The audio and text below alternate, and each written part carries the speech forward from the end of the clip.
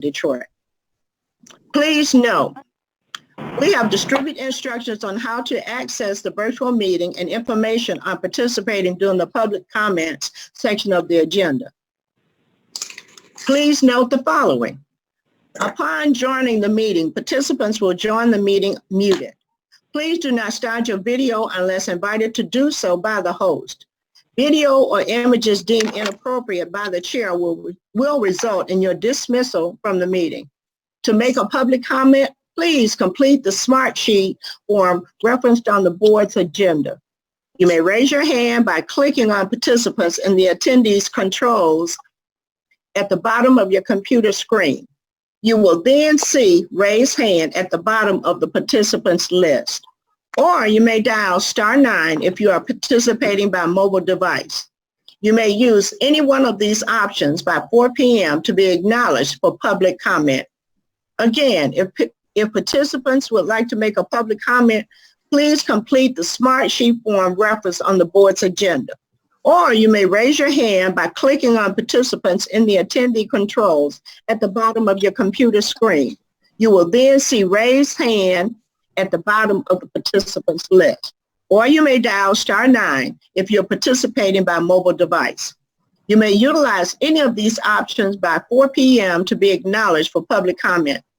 Please also note, video or images deemed inappropriate by the chair will result in your dismissal from the meeting. During the public comments section of the agenda, each speaker will have 2 minutes to speak. Mr. Brown will acknowledge each speaker. We ask that you remain respectful and professional. At this time, please silence your cell phones, other electronic devices, and other background sounds to prevent interrupting the meeting. Finally, in the spirit of effective communication, please treat each other respectfully and professionally. Commissioners, please be reminded not to speak until you are recognized by the chairperson and address your comments to issues that are relevant to the agenda. My objective is to run an orderly meeting and conclude within a reasonable time. Thank you. Okay. Now, may we please have the chief report? Madam Chair. Yes. Commissioner Bell speaking. Can you hear me? Yes, I can. I think we need to pause and for a moment of silence for the death of Officer Wallace Johnson, who passed this week, DPD officer, and perhaps before we pause, or after we pause, AC Stair can speak to that. But I think we need to take a moment of silence and appreciation for his years of service to the Detroit Police Department, and she will elaborate. Thank you so much, Commissioner Bell. First, Assistant Chief Stairs. Yes, ma'am. I think that we should go ahead through the chair and take that moment of silence now, as Commissioner Bell recommended.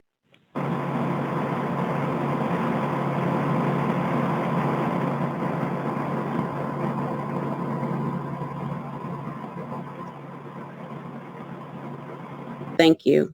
Thank you. Through the chair, it is with a heavy heart that we announce that we lost Police Officer Waldis J. Johnson. Officer Johnson succumbed to a gunshot wound that he sustained back in April of 2017 while he was responding to a domestic call for service on Joy Road. He and his partner, actually Officer Darren Weathers, who passed away in February of 2018 in an unrelated on-duty traffic accident, approached the common front door of an apartment complex, which was locked. After several minutes of knocking on the door, a man unrelated to the call of service came downstairs, opened the door, and pointed a semi-automatic handgun at Officer Johnson. Officer Johnson immediately grabbed the firearm and began to struggle with the subject. Officer Johnson let go of the firearm to draw his service weapon. They both fired simultaneously. Officer Johnson was struck once in the head, and the subject was struck twice by Officer Johnson. Officer Weathers also returned fire before pulling Officer Johnson from the entryway, and the subject passed away at the scene. Officer Johnson suffered a traumatic brain injury and remained in the rehabilitation center until his death on Sunday, May 31st, 2020. And he leaves and survived by a wife, a daughter, and 2 sons. And he was a 17-year veteran of our Detroit Police Department. With that said, too, it's just a reminder every day of the dangers that the officers face, and certainly the ultimate sacrifice that so many members of the department have made. And I just want to take the opportunity to acknowledge all of the women and men of the Detroit Police Department for the work that they do every day. And certainly, as you mentioned, Madam Chair, during these very trying times with protests, and those peaceful protests that we as a department believe in. We believe in what people are protesting for. We believe that protesting against racism, social inequality, and police brutality makes good sense. It's the right thing to do. And I appreciate the officers for the last 6 days who've been on the front line, their professionalism and patience, even though they too have been assaulted with slurs, fireworks, railroad ties, and the like. I know that you asked for an update on the protest, but I'll also finish the update on the critically injured or in the line of duty.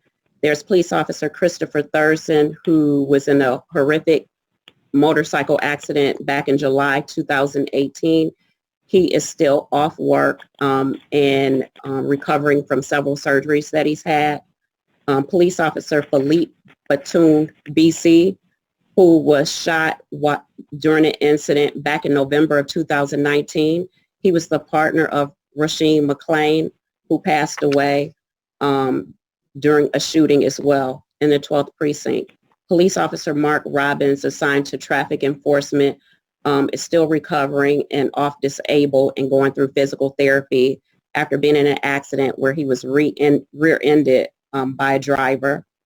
Detective Kimry Beckham sustained a gunshot wound, and she continues to be in a disabled status right now and working with her surgeon in hopes to get better. And we also have Sergeant Michael Bailey, who's assigned to the 7th precinct. And this is a protest-related incident on May 31st at 8:20. He was assigned to the protest in the area of Adams and Brush.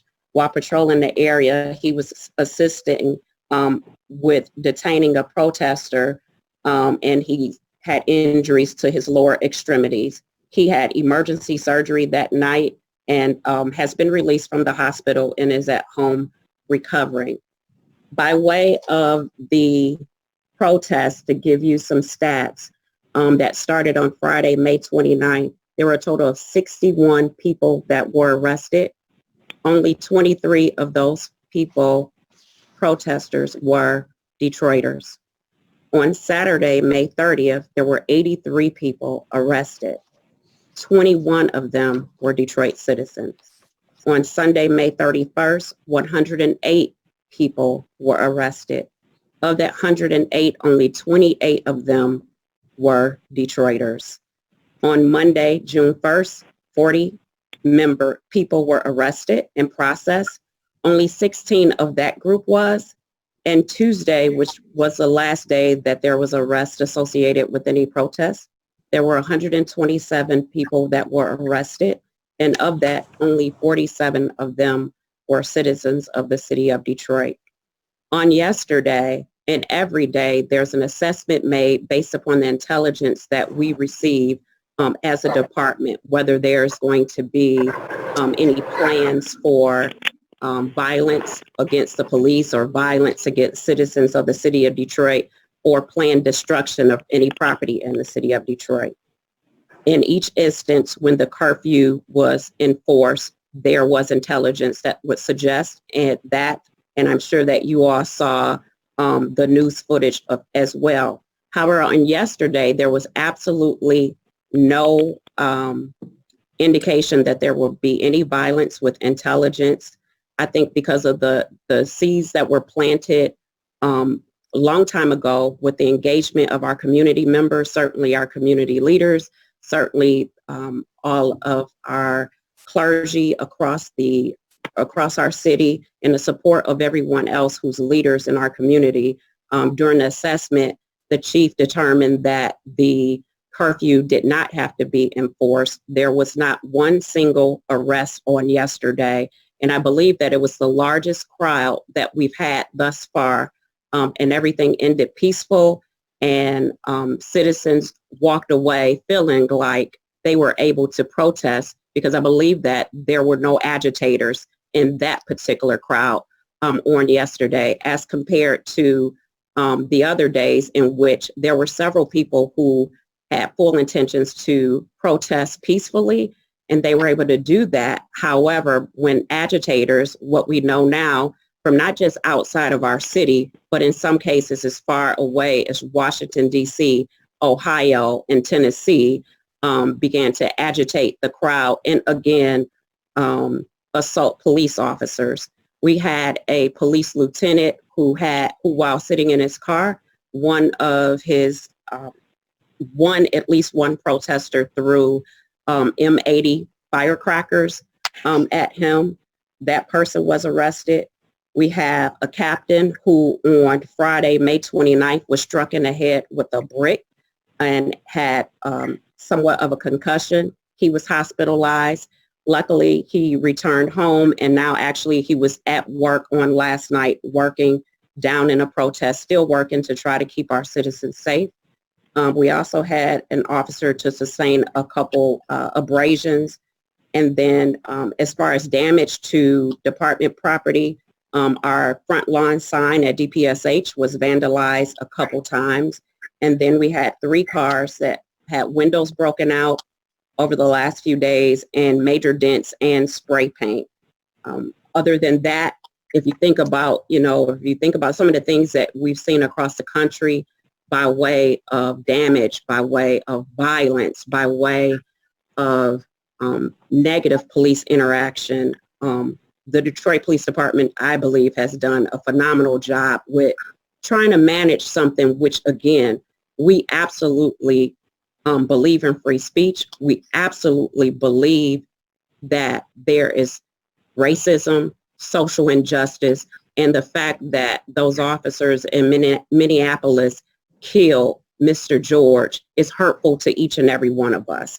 And we don't take that lightly. At the same time, as the police department, we're charged with keeping people safe and creating an environment where businesses and alike don't have to worry about damages to their property. You asked for COVID-19 numbers.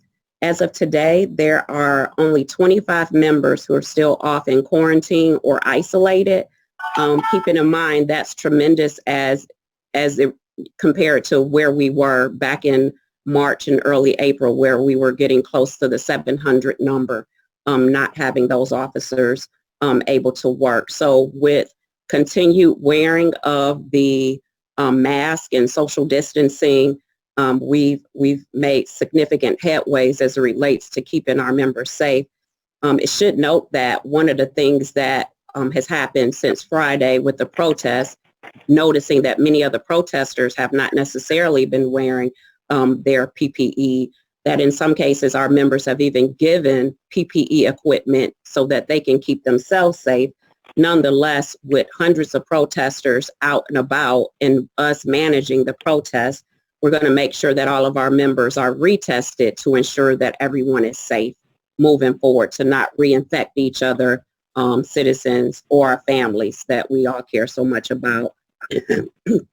Excuse me.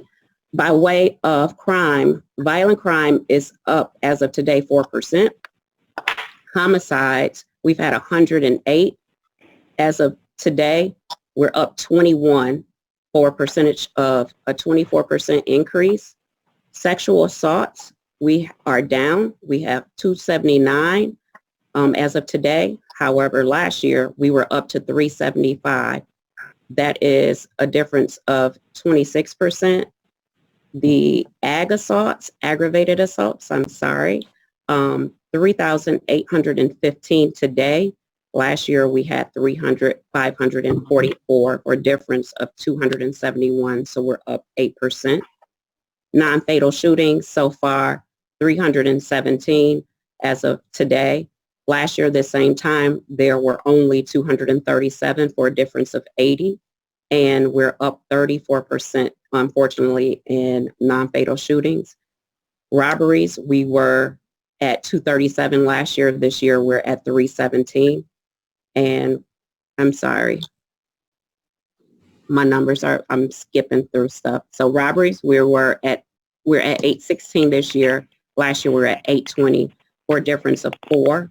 And then carjackings, we're at 68 this year as compared to 73 last year, which is a 7% difference in decrease in the numbers from last year. So overall, we're at a 4% increase in overall crime. However, property crime, we're down 14% as of today as compared to last year.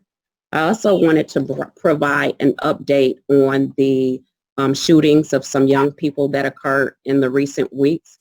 On May 20th, there was a 3-year-old that was shot in the 7,000 block of Net, and there was an arrest made in that particular case on May 28th, 2020, and an arrest was made. Prosecutor has signed the warrant.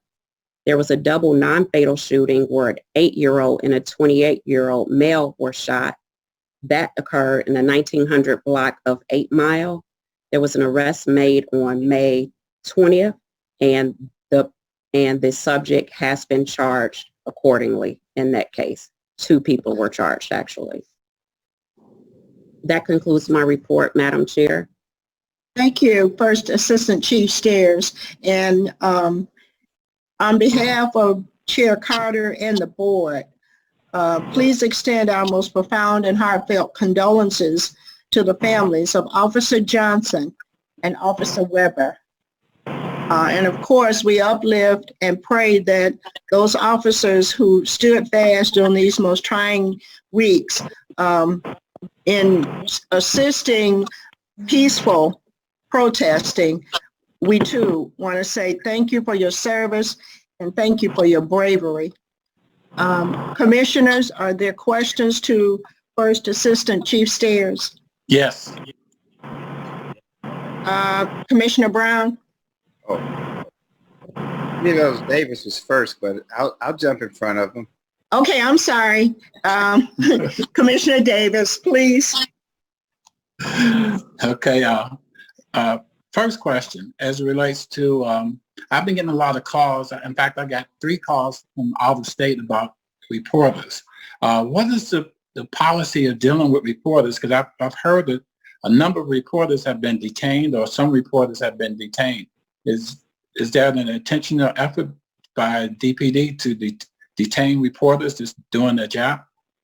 Absolutely not, sir. It's quite the opposite. One of the things that we found the nights in which Friday and Saturday nights, when the protests became violent, we had reporters that were on the front line, understanding that when it's dark and there's no identifying anything on their bodies, we can't necessarily see whether or not they're reporters or not. So a lot of times with reporters, they're trying to get the best story, they're trying to get the best pictures so that they can do their job. But in some cases, there is not enough time, or we don't necessarily know they're reporters. We have started to give warnings, and we've been working with the mayor's office and the reporters. Our team has, to try to give them some identifiable piece of notation that they could wear along their bodies, and that has actually helped us along the way. But I should note that when officers are in their tactical gear and in gas masks and things are happening really fast, if they're right in the front after getting warnings, this has occurred. But we have done a really good last couple of days putting that we getting cause in concerns with the. Also a question about the body-worn cameras. Have the body-worn cameras been on and operated for all the police officers who's out there dealing with the protesters? The officers have been wearing their body-worn cameras. However, there has been a report that in at least one case that I know of on Tuesday night where an officer did not have their body-worn camera on. We do have investigations going, and we'll be addressing that. I know because the number of people that we had working, that we had to actually pull out the last of a large group of surplus body-worn cameras, because generally speaking, we wouldn't have as many people working, managing the precincts and also managing the protests. But we have enough cameras. For some reason, one particular officer that I know of did not have his camera on, and the department is investigating that accordingly. Also, as it relates to rubber bullets, was rubber bullets deployed, and was anyone injured from the rubber bullet? So that is one of our less than lethal tactics. And yes, they have been deployed. I don't know all the days in particular. It is, to my knowledge, nobody had been injured because of them. Last thing, drones. Is the department using any surveillance drones? The department does not use surveillance drones, sir. No. Okay, that concludes my remarks. Go here. Hey, AC Stair. Commissioner Davis. Yes. Brown. Commissioner Brown. The other light-skinned commissioner. AC Stair, I just want to, first of all, just offer my condolences to the IDPD family on the loss of Officer Johnson. I know we've been monitoring that for the last 2 years with his condition. Secondly, I just want to thank all of the officers that were out there on the front lines, really trying to work as professionally as they can with handling a lot of the protesters and those that were violent, non-violent, or in violation of the curfew. I think overall, DPD did a good job. I was down there. I was visible yesterday, but the other day I was down there. I wasn't. I was just observing everything that was going on. So I just wanted to, in my opinion, I think we did a great job with quelling a lot of the things. A couple of things I did see in the precinct that was a concern of mine when we were mobilizing some of the other officers to come in or stay. We don't have enough vehicles. We need to address that, see what was the problem with the vehicles. Where were they? I know we're supposed to have an overflow or whatever, but you need didn't to have get enough in there. vehicles. And I was there at the precinct. Officers were just standing around waiting on a car. So we need to look into that issue and see to make sure that we have them. I've been getting calls also about the summer youth program, the junior police cadet program. A lot of them wanted to know, they did the assignment online. They want to know what's the status of the program, if it's going to go forward, who's going to handle that, is there any communications that's coming out on it? And you can answer those, and then I'll go on. Okay. Thank you, through the chair. As it relates to the vehicles, I hadn't heard that there was a decrease in vehicles or not enough vehicles. Obviously, though, we're not used to having to send as many vehicles downtown Detroit, and so we had to reassign officers, particularly from special ops, from all of the precincts, and so the special ops officers brought cars down. Generally speaking, though, there are cars that are assigned to special ops, so I'll have to follow up with the precinct to find out what the issue was specifically in that particular case. Was that the 8th precinct, sir? Yeah, that was the one I witnessed, the 8th precinct. Okay, so we'll follow up to make sure that they have vehicles they should. As you know, we've really had an aggressive vehicle plan that have, we've, received the fruits of Assistant Chief White and then also Director Stein's labor, really replacing and getting more vehicles. As it relates to the Junior Police Cadet Program, I can't honestly, I'll have to send you an update on that. Sergeant Curtis has been running that forever. Yeah, when I was a kid. When you were a kid, when I was a kid, many of us were kids. And he works under Deputy Chief Bettison, who's, I believe, now handling issues with the protests. However, I'll follow up with it. That's certainly something that is really important to the young people in the city of Detroit, and has helped many of us along the way, and in some cases be our first check. So I do recognize the importance of it, and I'll follow up with you and send you a text or email later today. Okay, that'd be fine. And then other part about as it relates to vehicles, I looked through our activation and recall plan. I didn't see anything in there that really addressed manpower and ability to recall, but it didn't say anything about, we didn't have anything in there as it relates to making sure we have the vehicles to put the people, where we're going to put them, how we're going to transport them, how they're going to get there. So I guess that was the thing, and it kind of really showed by me being there and then monitoring the radio. I'm listening at it throughout the city. So we just need to probably take a look at it, and if we do have a shortage of vehicles, we need to make sure that the money's in the budget, that we can purchase more vehicles and have some in excess for our use. But thank you, and I just thank all the men and women of Detroit Police Department for their service this week. I know it's been rough. I know it's been rough, but in the end, we probably need to look at some policy changes also. But just thank you, and thank all the men and women of the department for their service this week. Thank you so much, Commissioner Brown.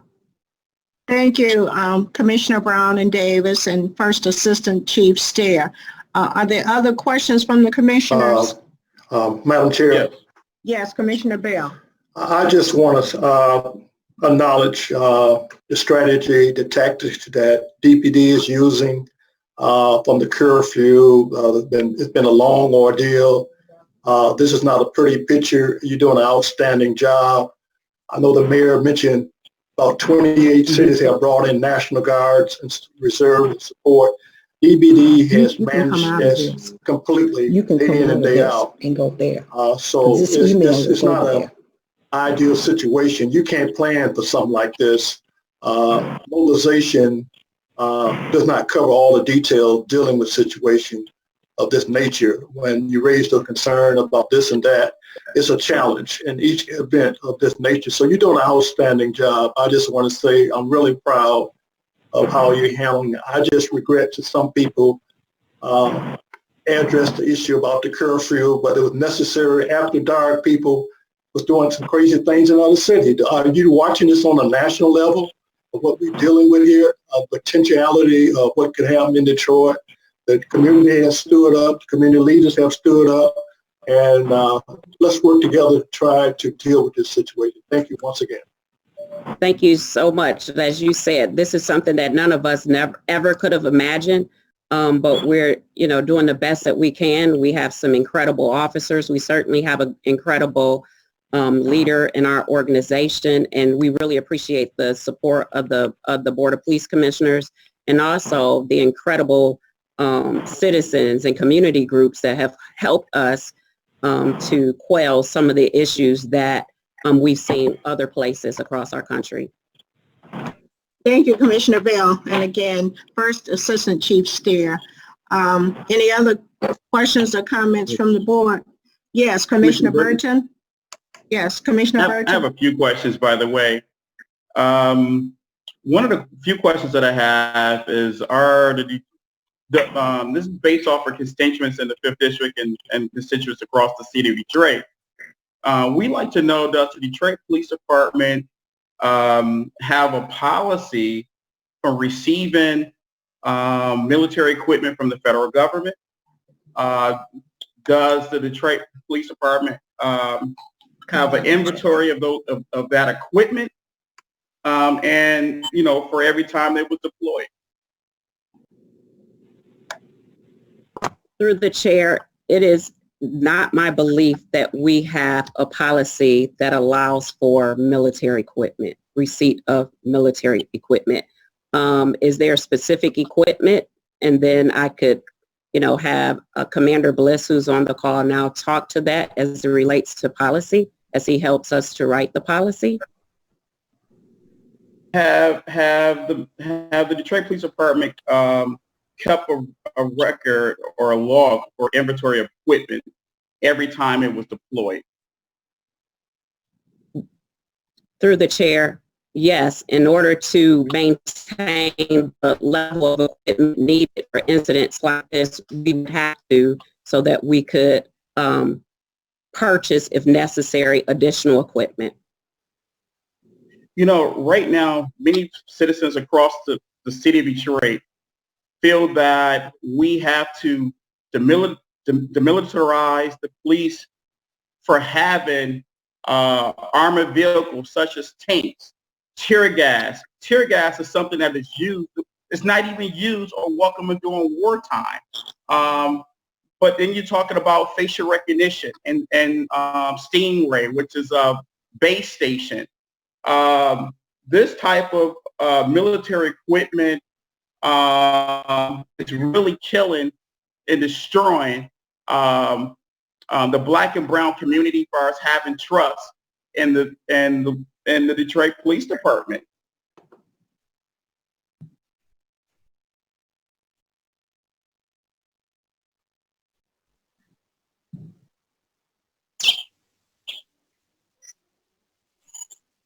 The only response I could give, because I'm assuming there's a request for a response, is that I would beg to differ as it relates to the trust with the Detroit Police Department.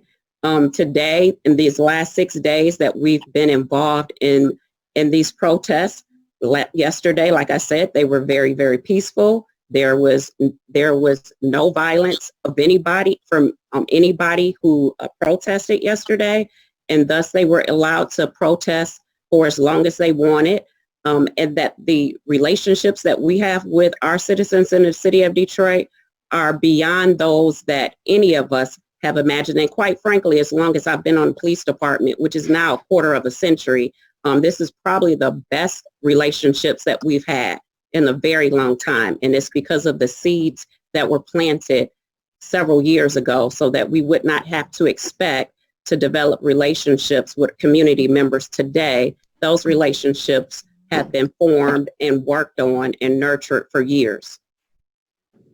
So was facial recognition and cell phone tracking device wasn't used during these demonstrations, these protest demonstrations, where citizens was exercising the U.S. constitutional rights, freedom of expression? It is not my belief that facial recognition was used at all, sir. What about base station, cell phone tracking device for those that was down at the protest? I have no knowledge of that, First sir. Amendment freedom of expression. I have no knowledge of that, sir. Okay, Well, thank you, Commissioner Burton. All of my questions, can the Detroit Police Department correspond with Ms. Melanie White, our board secretary, in writing, and have that information to the board by the next meeting, please? If you give that information to Ms. Melanie White and the request is forwarded to the Office of the Chief of Police, yes, sir, we will respond in writing. Thank you, Commissioner Burton, and your response first, Assistant Chief Steyer. Are there other questions from the commissioners? I have another question. Yes, Commissioner Davis. Do you know how many curfew tickets was issued during this time period, and what the ticket, what was the cost for the tickets are? I do not know the specific cost. I did go over the number of arrests, and so those people who were arrested were ticketed. There are a total of 419 people arrested over the last 6 days. Okay, so do you have any people that got tickets that wasn't arrested? Not to my knowledge, sir. Okay, thank you. For the chair. Thank you. Commissioner Griffey. Hi, just one follow-up question, Assistant Chief. The 409 that were arrested, I've heard reports that the majority of the arrests and much of the escalated behavior that took place downtown was a result of people who were not residents of Detroit. And so I'm just wondering if you have any data points around the 419 that were arrested being city residents or from outside of the city. Yeah, I'll do a really quick recap. I did get that information during the first part of my report. But on Friday, May 29th, there were 61 people who were arrested. Of the 61, only 23 were Detroiters.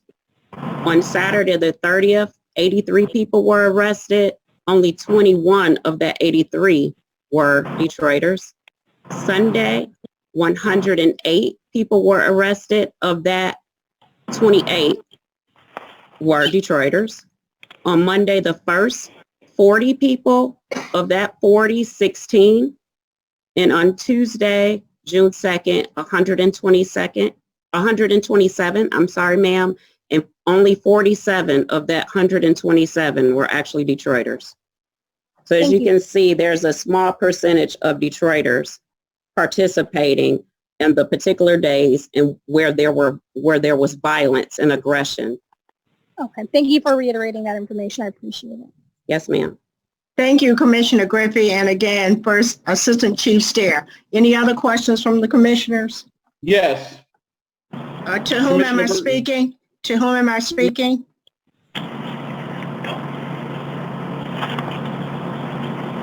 I believe he's not muted.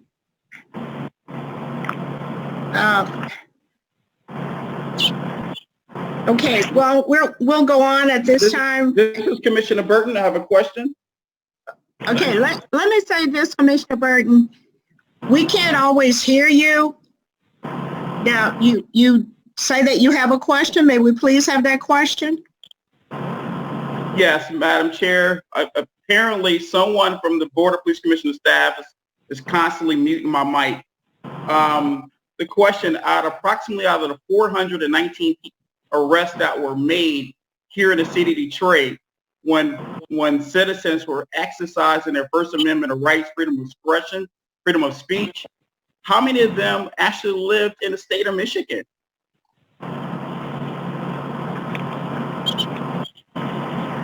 How many people lived in the state of Michigan? The majority of the people lived in the state of Michigan.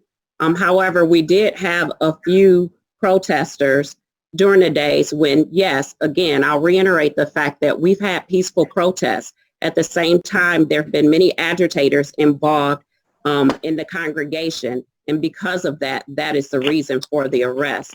We've had people as far, sir, as California, New York, Massachusetts, Ohio, and Tennessee, if that answers your question, sir.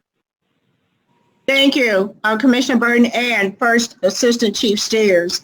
Now, we will, if there are no other questions from the commissioners, we will go on with the agenda.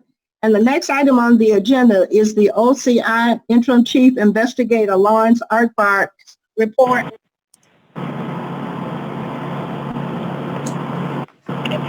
Push start my video.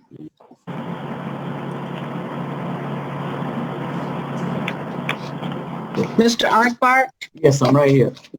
Thank you. Good afternoon, Honorable Board. Good afternoon. Good afternoon. Good afternoon. This is Interim Chief Investigator Lawrence Arkbart from the Office of Chief Investigator, and I'm going to present to you today the April report on OCI staffing during the COVID-19 crisis. As the investigative staff of the Board of Police Commissioners, the Office of the Chief Investigator protects the rights of citizens of the City of Detroit by providing thorough and comprehensive impartial investigations involving allegations of non-criminal police conduct. Since 1974, the Office of Chief Investigator has served as a fact-finding body that informs the Detroit Police Department and the Board of Police members who violate department policy, procedure, or the law. As an investigative entity that reviews the allegations, evaluates the facts, circumstances of the case, and makes a determination on whether police misconduct occurred based on policy, procedure, and the law. The Office of Chief Investigator provides accountability through oversight. While the OCI does not issue discipline, the board is the final authority on discipline based on city charter mandates. However, through an extensive preliminary process, the department's disciplinary unit imposes discipline to the members if sustained violation is found to have occurred. It is important to note this distinction, that the Office of the Chief Investigator reviews and investigates the alleged misconduct. However, the disciplinary unit is charged with imposing the discipline and reporting the final result to the board for their review and consideration. Since 1974, the Board of Police Commissioners and the Office of the Chief Investigator has served to combat police misconduct and address civilian concerns against the police as a way to reform the police department and to address police reform. To its credit, the board's investigative arm, the Office of the Chief Investigator, has served to protect city residents against abuses from law enforcement by listening to the community's voices, by investigating their concerns against the police, and serving as a fair, impartial, and accurate fact finder in all complaint investigations. To ensure this process, we have several layers of review that includes the board as the final approval authority on all non-criminal citizen complaint investigations against the police. As one author noted recently, the people in other jurisdictions want what Detroit has, a strong police community relations with its department, but they also want a strong independent oversight board and an investigative staff that will take their concerns seriously and serve to eliminate police misconduct every day. Please note that we accept citizens' complaints in the following methods. By telephone, our number is 313-596-2499. You can leave a message by leaving your name, first and last name, and telephone number. You can also issue a complaint by calling your local police precinct and requesting to speak to a supervisor who will take your complaint. You can file a complaint online, www.detroitmichigan.gov/BOPC. You can also mail us. You can mail us a letter to the Office of Chief Investigator addressed to me. Our address is 900 Maripalance, Detroit, Michigan, 48203. With that, I will present on the OCI report for the month of April. On Monday, March the 16th, 2020, an executive level meeting was held between Interim Chief Investigator Lawrence Akbar and Interim Chief to the Board, Ms. Melanie White, regarding the COVID-19 flexible work option for the BOPC and OCI staff working remotely from home. Your executive team assembled and established a separate standard operating procedure, an SOP, to ensure the rights of department members and to limit exposure and spread of COVID-19 in accordance with the Centers for Disease Control. Remotely working from home was successfully planned for our investigative progress. However, in all cases, we cannot properly investigate cases without sworn and civilian participation. After a follow-up meeting with Ms. White, we determined that utilizing Zoom technology will enhance our investigative process. In consultation with Ms. White, I assigned a team of technical advisors consistent of OCI staff investigators, Daniel Calloway, Hannah Hiller, Jessica Hunter, Tiffany Stewart, to examine Zoom technologies concerning our operation. The technical advisors are supervised by Senior Investigator Rosie Madrigal, at which time they are conducting phase 1 testing of the Zoom system to adapt it to our operational requirements for Garrity interviews. Upon completion of the Zoom testing period, we are moving into phase 2, which consists of training the investigative staff. A copy of the OCI Zoom SOP protocols was included in your packet. Additional equipment required, such as CD burners to record the WatchGuard video evidence, were ordered to provide our investigative staff the ability to continue to work remotely from home. Hopefully, my office can receive the recording equipment soon so we can be operational by Monday, June the 15th. At this time, the Office of the Chief Investigator has 218 open cases currently under investigation, and 10 of those cases are over 90 days. During this month, we only had 2 investigations associated with the violation of the governor's executive order. As of this date, we only have 10 complaints filed regarding the civil unrest that happened in the city of Detroit over the past few days concerning protests over the death of Mr. George Floyd in Minnesota. However, yesterday we did receive a record number of telephone calls, 43 calls left on our message, on our voicemail regarding the protests in Detroit. To continue in this effort, we will start Zoom interviews, as I stated earlier, during the week of June 15th, 2020 at 900 Maripolans. At that time, we will conduct interviews of members who have been accused of alleged misconduct. I would like to thank Captain Liddell of Professional Standards, who arranged for myself and Senior Investigator Madrigal recently to observe their Zoom process at Detroit Public Safety Headquarters. At this time, I will provide you the status of our staff. All my investigative staff, including my clerical staff, are well and safe.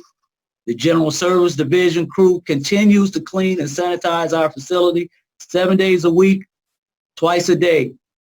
The employees of Civil Rights, Records, and the Office of Chief Investigator and visitors who enter our facility register their temperature on the wellness form as mandated by the City of Detroit when they enter our building. Lastly, I submitted the OCI Zoom SOP to Ms. White for review, approval, and submission to the chairperson of the board, Ms. Lisa Carter.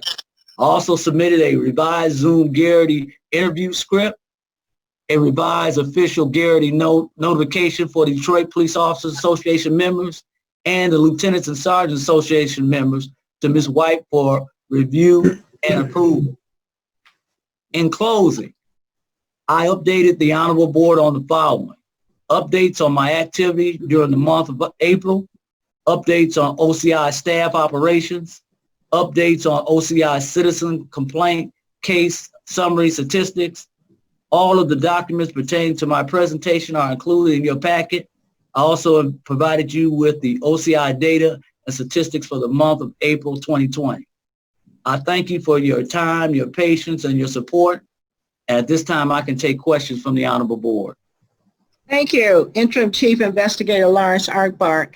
Before the commissioners have their turn at questions, I'd like to commend you, Mr. Arkbark, with a report I think you sent us about 3 weeks ago that showed the use of technology and how you are incorporating that technology to make sure that we have the information, the board has the information in one concise pack.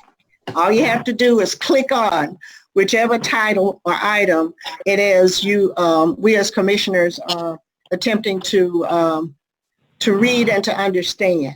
And on that note, are there any questions from commissioners? Yes. Commissioner Hawley? No, that's the other guy, not me. Okay. I said yes also. Oh, I'm sorry, Commissioner Davis. May I please have your questions? I always overlook the black guy. Well, anyway, my question, sir, is this. Do you plan to continue to use Zoom after all of this is over as a tool to help, to facilitate cases? To be perfectly honest, right now in this pandemic that we're in, I'm going to continue to use Zoom in order to keep my employees safe and allow them to operate from home remotely. Am I going to, in the far future, plan to use Zoom instead of having the officers come into the building? Oh, no, that's just an option. It's okay. Well, I can't use it as an option.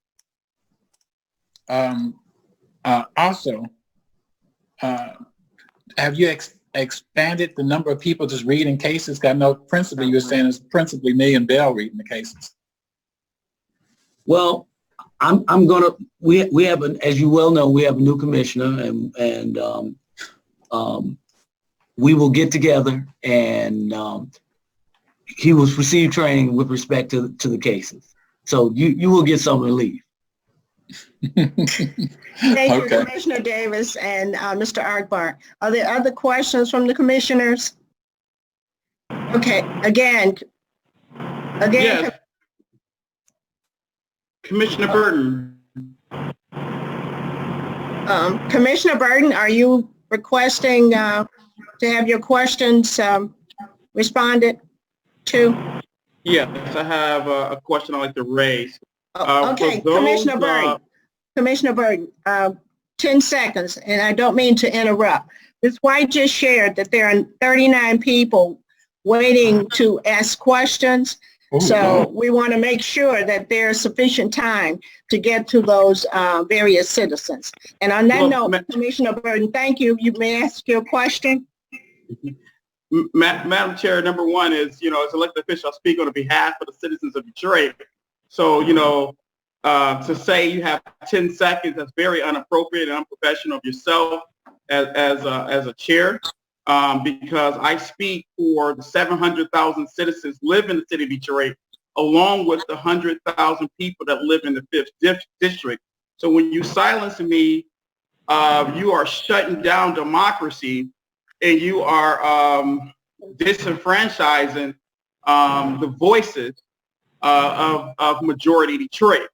A question that I have is, when citizens here in the city of Detroit may have concerns that they want to raise before the Board of Police Commissioners, or OCI, Chief Investigator, and they don't have access to Zoom or other different forms of technology, what are the means our office, for our steps, that we can be able to get their complaints and hear from them as well? Remind you, poverty is an issue, and besides having police investing more in besides investing into other different training, we need to focus on how to hear from majority Detroiters, as well as with more training for our staff. But more importantly, we need to hear from all of our constituents from all over the city of Detroit, especially during times like this. Their voices have to be heard. Remind you, poverty is real in the city of Detroit. America's blackest and poorest city. Everybody doesn't have access to internet. Everyone don't have access to Zoom or laptops, computers, tablets. As a police commissioner, I'm still waiting for my city laptop. I'm still waiting for my city cell phone. I'm still waiting for my cubicle desk. Things that as elected official needs to be efficient to really serving our constituents. So there are still tools that we are lacking here as commissioners as well. Okay, may I please understand your question to Mr. Akbar? May I understand? He heard the question, and I believe the commissioners have heard the question as well. Madam Chair, I think we can move on. Zoom is not for the public, it's for the police department. The question is, how do our office is going to be able to work with citizens across the city of Detroit that may have citizens complaints that they are filing or want to talk with OCI. Every citizen in the city of Detroit does not have access to high-speed internet, doesn't have access to a laptop or cell phone or Zoom. They don't even know how to use these different technology. We still have commissioners here at the table still are trying to adjust to using certain technology like these virtual meetings. So how do we train our community? How do we reach the community that's trying to reach out to us and that don't have access to Zoom or high-speed internet? How do you get their complaints? Okay, Commissioner Burton. I can answer you. Okay, thank you, Mr. Akbar. Okay, Commissioner Burton, all they have to do is just call our number, 596-2499, and we will return their call. We can take a complaint from them over the phone. That's not a problem. Okay, thank you. Madam Chair, just one quick question. For okay, I need to know who's speaking, please. Commissioner Brown. Okay, thank you. Were you through? Oh, okay. Commissioner Brown? So just Investigator Akbar, have we discussed this change or addition with DPOA, LSNA to make sure that these things are not going to be contractual violations, that they're in agreement with having this the video meetings as opposed to going with an oral meeting? Have we had those conversations? Commissioner Brown, this is the same technology that Professional Standards is using. A discussion was held earlier with the department with respect to the Zoom meetings. All we're doing is piggybacking on what they're doing and creating it so that we can utilize the same type of technology. It's no difference, no problem. So that's basically a no. We have not had the conversation with them. Well, I've talked to the president of the DPOA, if that's what you're asking. Yeah, that's what I want to know. Are they on board with allowing you to conduct Garrity interviews with their officers? I'm not concerned about what the department is doing. Are they allowing our staff to conduct these interviews? Yes. Okay. All right. Thank you. Okay, thank you, Commissioner Brown and Mr. Akbar. If there are no other questions by the commissioners, we will go on to the Disciplinary Administration presentation. And I see Officer Michael McGinnis and Officer Robert Torres are ready for your presentation. Yes, thank you. Good afternoon. Through the chair, my name is Michael McGinnis, and I am the commander assigned to professional standards. Myself, along with Director Christopher Gravlin, are the command members in charge of professional standards, and disciplinary administration falls under our span of control. Disciplinary administration is the means the department uses for enforcing the department standards, and the objective is to promote and encourage ethical conduct on behalf of its members. And anybody that's been in a meeting with Chief Craig for any amount of time will know that he's very concerned with holding people accountable, and that is an important part of disciplinary administration's function. I would like to pass off the presentation to the officer in charge of disciplinary, which is Lieutenant Robert Torres. However, before I do, I'd like to mention that the fact that the chief has brought in Christopher Gravlin, who's a former U.S. attorney, a former Wayne County prosecutor, and a former Army JAG prosecutor, shows the importance that the chief holds in ensuring that the professional standards and disciplinary administration actions are up to the highest level. And the city and the department have benefited tremendously by having his expertise and knowledge involved in our professional standards. So with that, Lieutenant Torres will give the presentation. Through the chair, my name is Lieutenant Robert Torres. If it's possible, could we go to slide number 3? And I'd like to reiterate the mission of the Disciplinary Administration Unit, and it is to assure that the Detroit Police Department is committed to addressing unprofessional conduct committed by its sworn members and prevent the furtherance of such conduct. Can we move to slide 4? So the duties of disciplinary administration include to impartially review all misconduct investigations for the appropriateness of the charges, to prepare notice of disciplines with the charges, serve them to the members, and hold appeal hearings in accordance with departmental policies. We also maintain disciplinary histories and records of all current members, and we update them as necessary and report out on the disciplinary histories when requests are made. If we can move to slide 5, please. Disciplinary administration receives misconduct investigations from 4 different entities. That includes departmental commands, the Office of the Chief Investigator, Internal Affairs, and Force Investigations. Slide 6, please. Before you is a graph of 2018 stats compared to 2019 stats. As you can see, there was a decrease in command investigations and force investigations, and there was an increase in OCI investigations and internal investigations.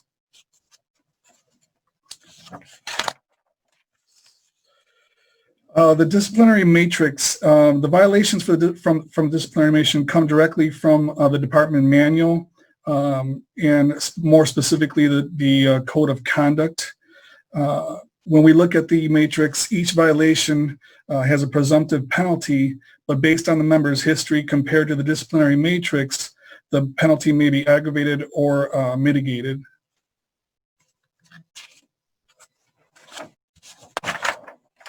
There are four different categories of discipline.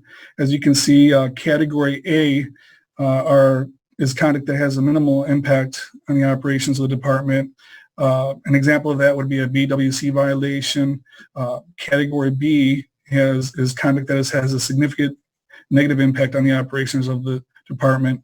And an example of that would be things such as loss of department equipment. Category C is conduct that involves abuse or misuse of authority or unethical behavior, or anything that may have an adverse impact on officer or public safety. And an example of that may be an officer being convicted in outside court of a misdemeanor violation. And category D is an egregious violation that foreseeably results in death, constitutes a willful and wanton disregard of department values, or involves any act which demonstrates serious lack of integrity, ethics, or character related to an officer's fitness to hold a position of police officer. And that would include a misconduct such as being untruthful during an investigation. Slide 9, please. The appeal process through disciplinary administration is that when a member receives a notice of discipline, he has two choices. He can either accept the penalty or he can appeal the penalty. If the member appeals the penalty, then a hearing is held for DPOA members by a captain. For LSA members, the appeal hearing is heard by a commander. And for termination cases or suspensions for more than 10 days, the chief of police or his designee holds a hearing. And for suspensions more than 3 days and termination penalties, a member can appeal those penalties to arbitration. And here's a summation of disciplinary administration's duties, and that's we conduct an impartial review. I've covered them already. We review misconduct reports for proper disposition. We prepare notice of disciplines inclusive of code of conduct violation, and we administrate the disciplinary process, maintain disciplinary histories. Slide 11. Here you can see the disciplinary administration case dispositions from 2018 compared to 2019. As you can see, there was an increase in counseling, penalties, suspension, administrative closures and separations, and terminations. And there was a decrease in written reprimands and dismissal of charges during 2019. And that concludes the presentation. If there's any questions. Thank you, Commander McGinnis and Lieutenant Robert Torres. Commissioners, do you have questions?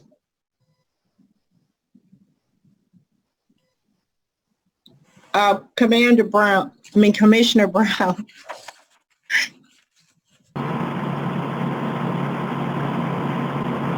Brown needs to be unmuted, please.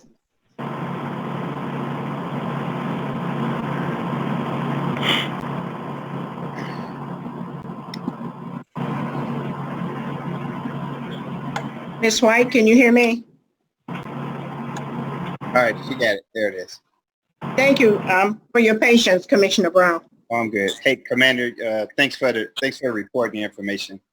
I really appreciate it. because it's getting along the lines of one of the issues we just had recently. What I need to know, what I couldn't find in the manual or the agreement, should officers be allowed to take the test for promotion if they have active discipline at the time of testing within the 2 years? And I'm not concerned about promoting them. I'm concerned about them being tested.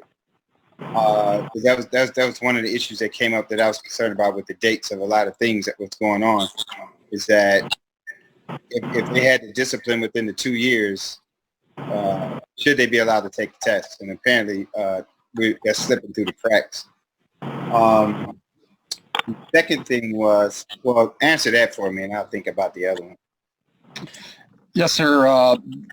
The 2 year disciplinary action within 2 years, I think in the former contracts, it was if you were suspended for 10 days or more within 2 years, then you were not qualified to be promoted. That is not inclusive in the current contracts with the DPOA or LSA.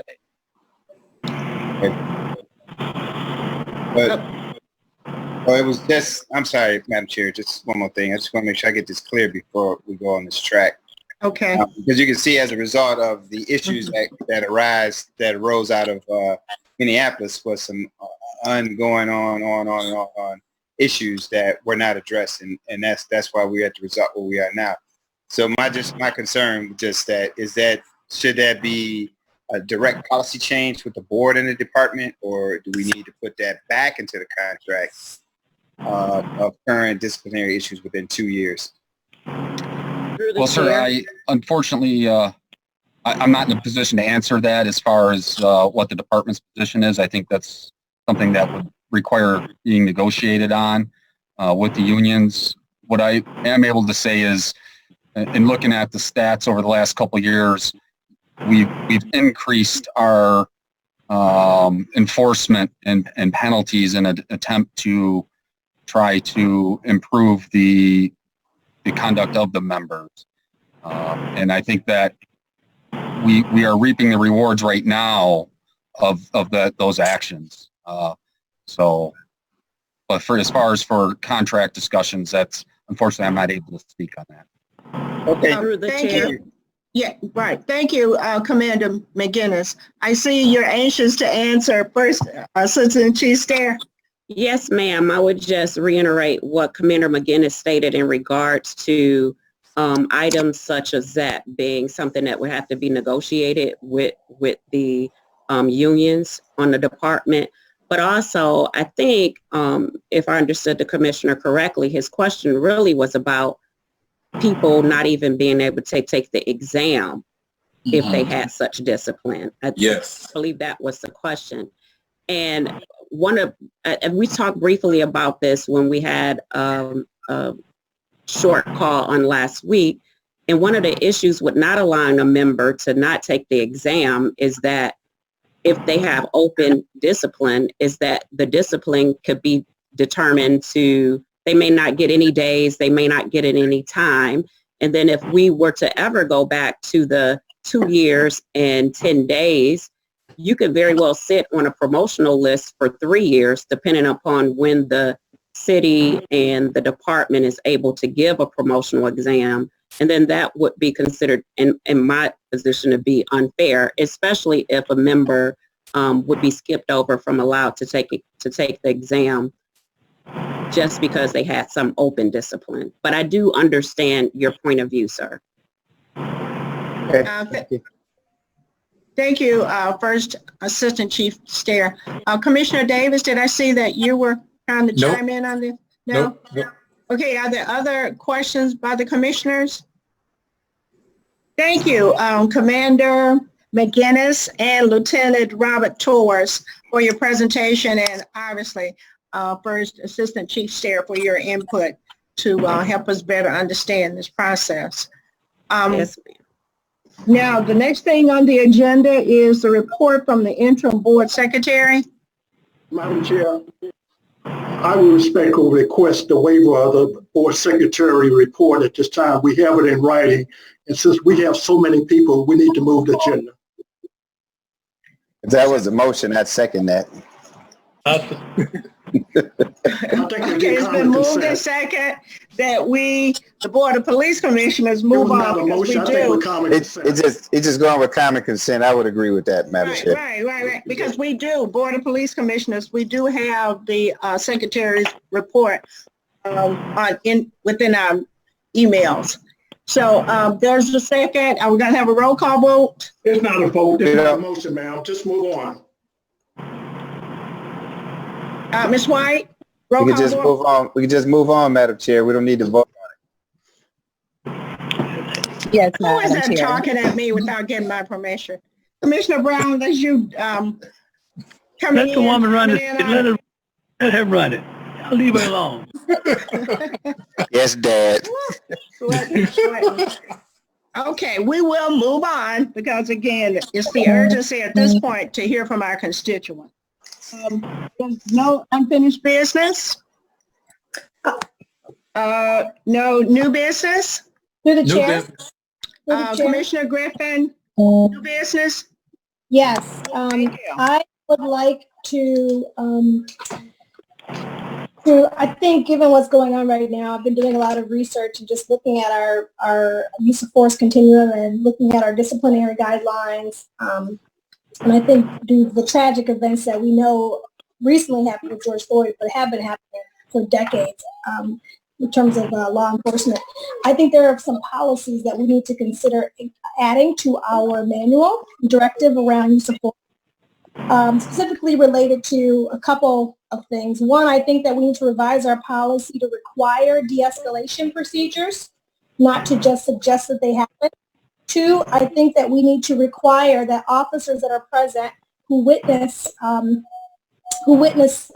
excessive use of force intervene immediately.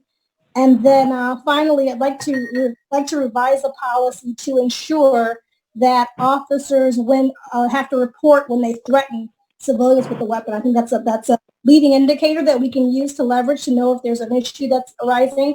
I think these are best practices across the nation. I know a lot of civil rights organizations are advising citizens to make these changes and elected officials to make these changes within their police departments. And I think Detroit is definitely on the leading edge of a lot of reform in our police department and have done so. And I think we've done a great job. I think that by enacting these policies that we can go even further to ensure that police brutality in our neighborhoods and protect our citizens. And so I think I'd like to make a motion. All right, let me hear it. I move that we spend some time revising the directive on use of force so that it includes the following three things. One, it requires de-escalation procedures. Two, requires the intervention of police officers other police officers when they witness excessive force. And three, requires officers to report when they threaten civilians with a weapon. Thank you, Commissioner Griffey. Commissioner Griffey has made a motion that the Board of Police help to revamp the disciplinary policies. Do I understand that correct, Commissioner Griffey? Use of force. Use of force. Okay, thank you. May we have a second? I second it. It's Brown. Thank you. May we have a roll call vote? What are we, Madam Chairperson? What are we voting on? Okay, who is speaking now, please? I'm sorry, Commissioner Holly, Madam Chairperson. Commissioner Holly. Commissioner Griffin did a most eloquent job of listing, suggested I got that, but editing. I just think it ought to be in writing. I think things like that ought to be in writing. I don't think we should like this. It ought to be in writing. We ought to look at this. May I speak? May I just speak once more?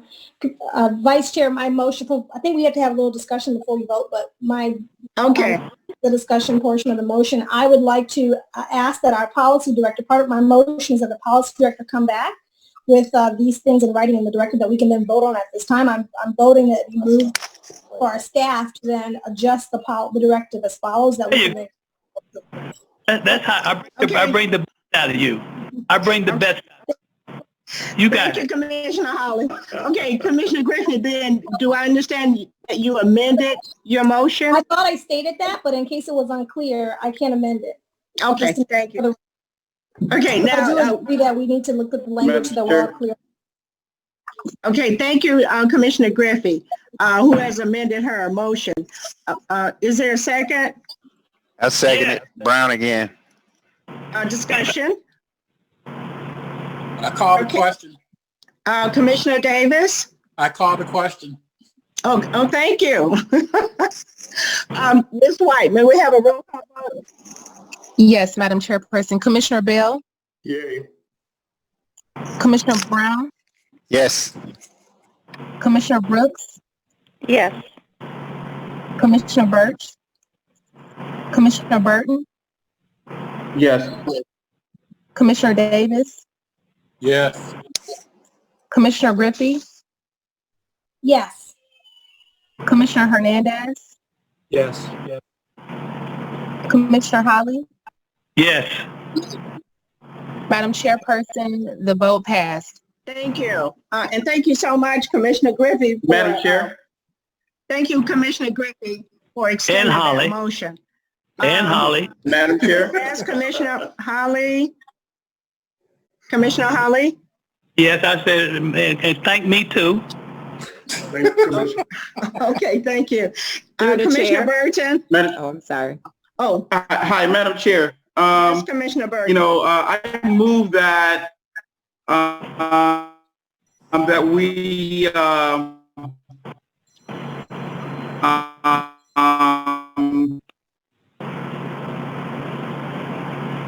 some changes in the Detroit Department's use of force policy. Looking at the directive. Commissioner number Burton, one we're not able to get a easy flow. should be Commissioner Burton, your motion is choppy. Madam Chair, I move that we, Yes, Commissioner Burton. Madam Chair, I move that we, make some policy changes, to the Detroit Police Department's use of force in a directory, number 201.11, Detroit.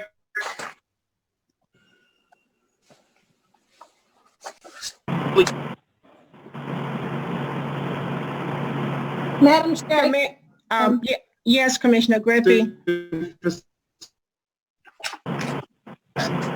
I think he needs to sign off and sign back in when he has a better connection. Commissioner Burton, I'm sorry but we're not able to get your complete motion, so we're not able to move on it.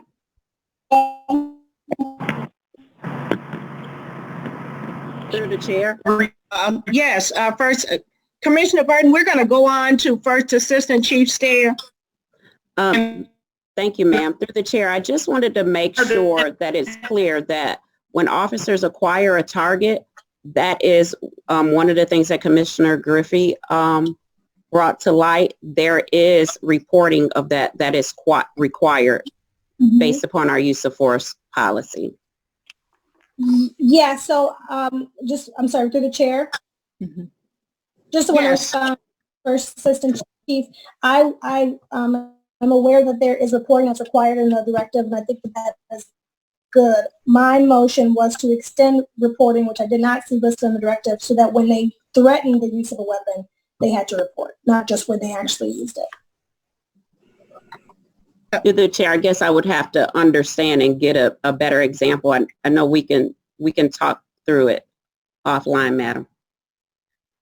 Okay, thank you for your openness to respond to Commissioner Griffey's concern, First Assistant Chief Stair, because I think she's saying the threat of using a weapon is your focus, correct? Commissioner Griffey? All right, thank you. Again, I look forward to the two of you getting together on that issue. Oh, right. Okay, if there's no more new business, we're going to have announcements, but first, Let me make it clear that our next meeting is Thursday, June the 11th, 2020 at 3 p.m. It will be a Board of Police virtual meeting. The next community meeting is Thursday, July the 9th, 2020 at 3 p.m. also, and it too will be a virtual meeting. Now, at this point, we're going to have oral communications. Mr. Brown, could you assist us with this? Yes, good afternoon, Madam Chair. I currently have 39 speakers and I'll call them in 3.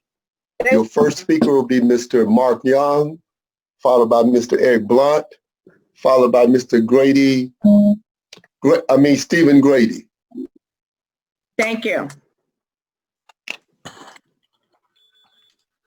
You did Mr. say, Young? Yes, can you hear me? yes, we can hear you, sir. If you could just pose your question or your comment. First of all, thank you, Madam Chair. Second of all, there's major concerns from some of the things that was addressed today.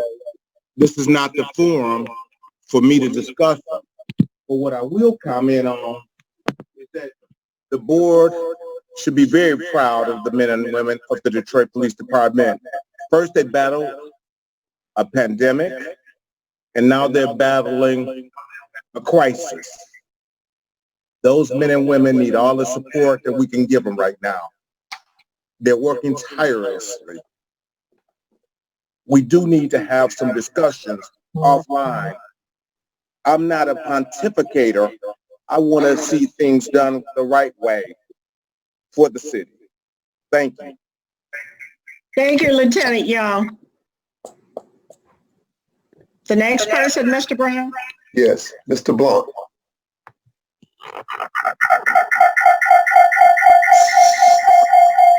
Madam Chairperson, before the next speaker. 1 second, please, Mr. Blunt. I'm sorry, Ms. Price. Yes, Madam Chairperson, I just wanted to mention for the public comments during this time, when you're making your public comments, you can turn down your volume and we won't hear the extra feedback and we'll be able to hear you clearly. So that's one comment. And then, Madam Chairperson, I also wanted to remind the audience that, as you stated earlier in your chairperson's remarks, we did distribute instructions on how the public could participate during the public comments. We distributed that on Tuesday, and you also announced it today in your chairperson's remarks. And so we just want to remind the audience that the remarks or the public comment requests were due by 4 p.m. of this afternoon. So we just wanted to make sure that the public was aware that your request was due before by 4 p.m. So thank you, Madam Chairperson. Thank you, Ms. White, for making that clearer. Good afternoon, Mr. Blunt. You're next. Good afternoon, Board. For the record, my name is Eric Blunt, a lifelong Detroiter. And for the past 5 years, I've attended and commented at the weekly Board of Police Commissioners meetings. I've witnessed the corruption of this board along with your co-conspirators, the Detroit Police Department, and now, as I understand it, the officers' union contract. For years, I've requested the update of disciplined officers, just like we detail fallen and injured officers. This board is charged with civilian oversight. When will civilian oversight be the overwhelming focus of this board? I am compelled to warn everyone that now is not the time for happy talk. No one should be using the word celebration to describe events and developments of this week in relationship to police brutality. The year is 2050. That will be the time when we celebrate the 30-year anniversary of these ex-police officers having been in prison. The arrest of the other 3 officers involved in the murder of George Floyd is a very small amount of progress in this worldwide struggle against police brutality. As far as the protesters are concerned, the issue of whether or not they're Detroiters, I admire our white brothers and sisters who put their bodies on the line. I was arrested in Lansing as part of the Poor People's Campaign. As one outsider stated this week, you don't ask us if we live in this city when we spend our money at restaurants, concerts, and the like. And remember, Jesus and Martin Luther King Jr. traveled to many cities to spread the need for justice, truth, and love. Let us look clearly at the actions and the words of these protesters. They know that their actions increase their exposure to this deadly virus that has caused a worldwide pandemic. But they do it. In their words, we fight for a greater violence of police brutality. They are echoing the actions and the words of so many great abolitionists who often proclaimed, I'd rather die on my feet than live on my knees. Many of today's protesters carry the sign that reads, I give up. We who struggle against... Time is up. Thank you for listening. Thank you, Mr. Blunt. The next citizen to speak. Yes, Mr. Brown. Mr. Stephen Grady, Chief of Staff for President Jones.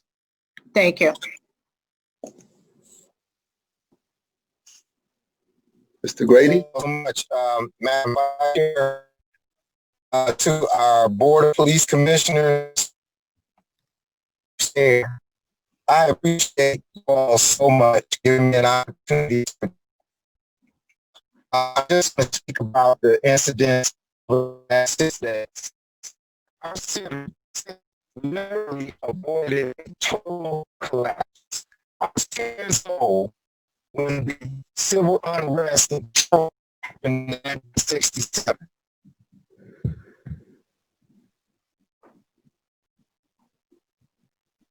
Mr. Grady, if you can hear me, the transition here is not as clear as it should be. We can't understand what it is you're saying.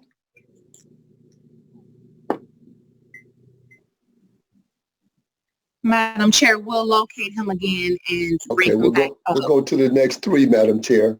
Thank you, Mr. Brown. Yes, ma'am. Noah Greco, followed by Mr. Franklin Long, followed by Dana Orker. Thank you.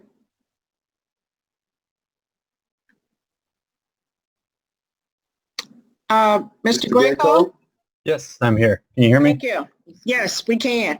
All right, thank you, Commissioners. I just wanted to reiterate some of the demands that the protesters that have been coming out to Detroit this past weekend have been saying.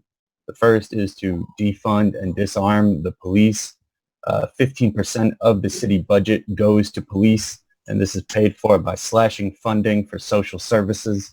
Another is to stop excessive use of force against political protesters. We saw this multiple times on Friday with police cars being driven into crowds, mounted police used to intimidate protesters. And these were during the day. This was not at night. This was pre-curfew. These protesters also want the lifting of the unjust and now discretionary curfew. This is a direct violation of our First Amendment rights as American citizens. Fourth point is to release all nonviolent prisoners in Detroit jails in order to stop the spread of COVID-19 in Michigan. This is very deadly. These prisons are quickly turning into slaughterhouses of dead bodies. Next, dropping all charges against the protesters on this past weekend. These are people demonstrating their First Amendment rights. They should not be punished for doing so. I would also like to respond to some of the comments about the outside agitators. We heard that the lowest percentage of Detroiters arrested was 25%.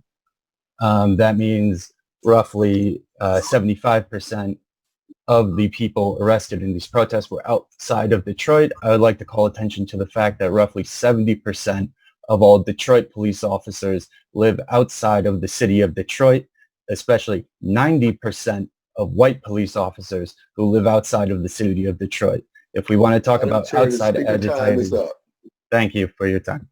Thank you. Mr. Franklin Long. Hi.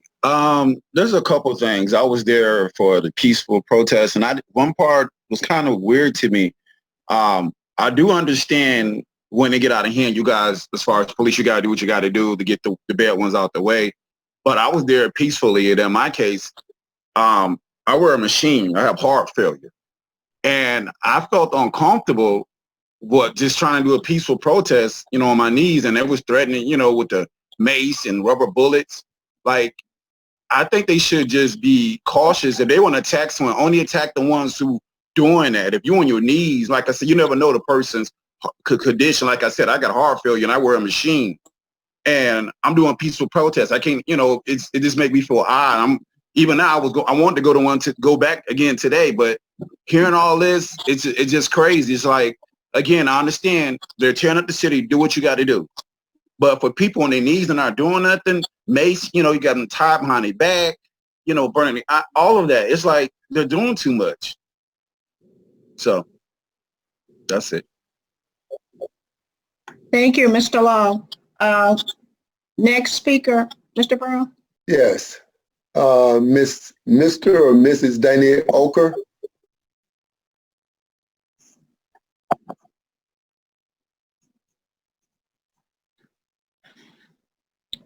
Mr. Brown, are we having problems getting the Oker person? Hello, yeah. Hello? Hello, can you hear me? Yes, we can. Thank you. Hold on, let me. Ms. Oker, may we hear you, please? Thank you. Good afternoon, commissioners. Thank you for hearing my comments. My name is Dana Martinez Oker, and I'm a resident of Detroit. In the past week, we've seen millions of people around the world protesting against police brutality and demanding that Black and brown voices be heard. But the leaders in this country need to do more than just listen. They need to act and make changes to save lives. Police are empowered by the militarization of law enforcement to use lethal force with little to no regard for human life. No amount of police reform will stop the brutalization and killing of Americans, especially for Black Americans who are 3 times more likely to die at the hands of police than white Americans, as you may already know.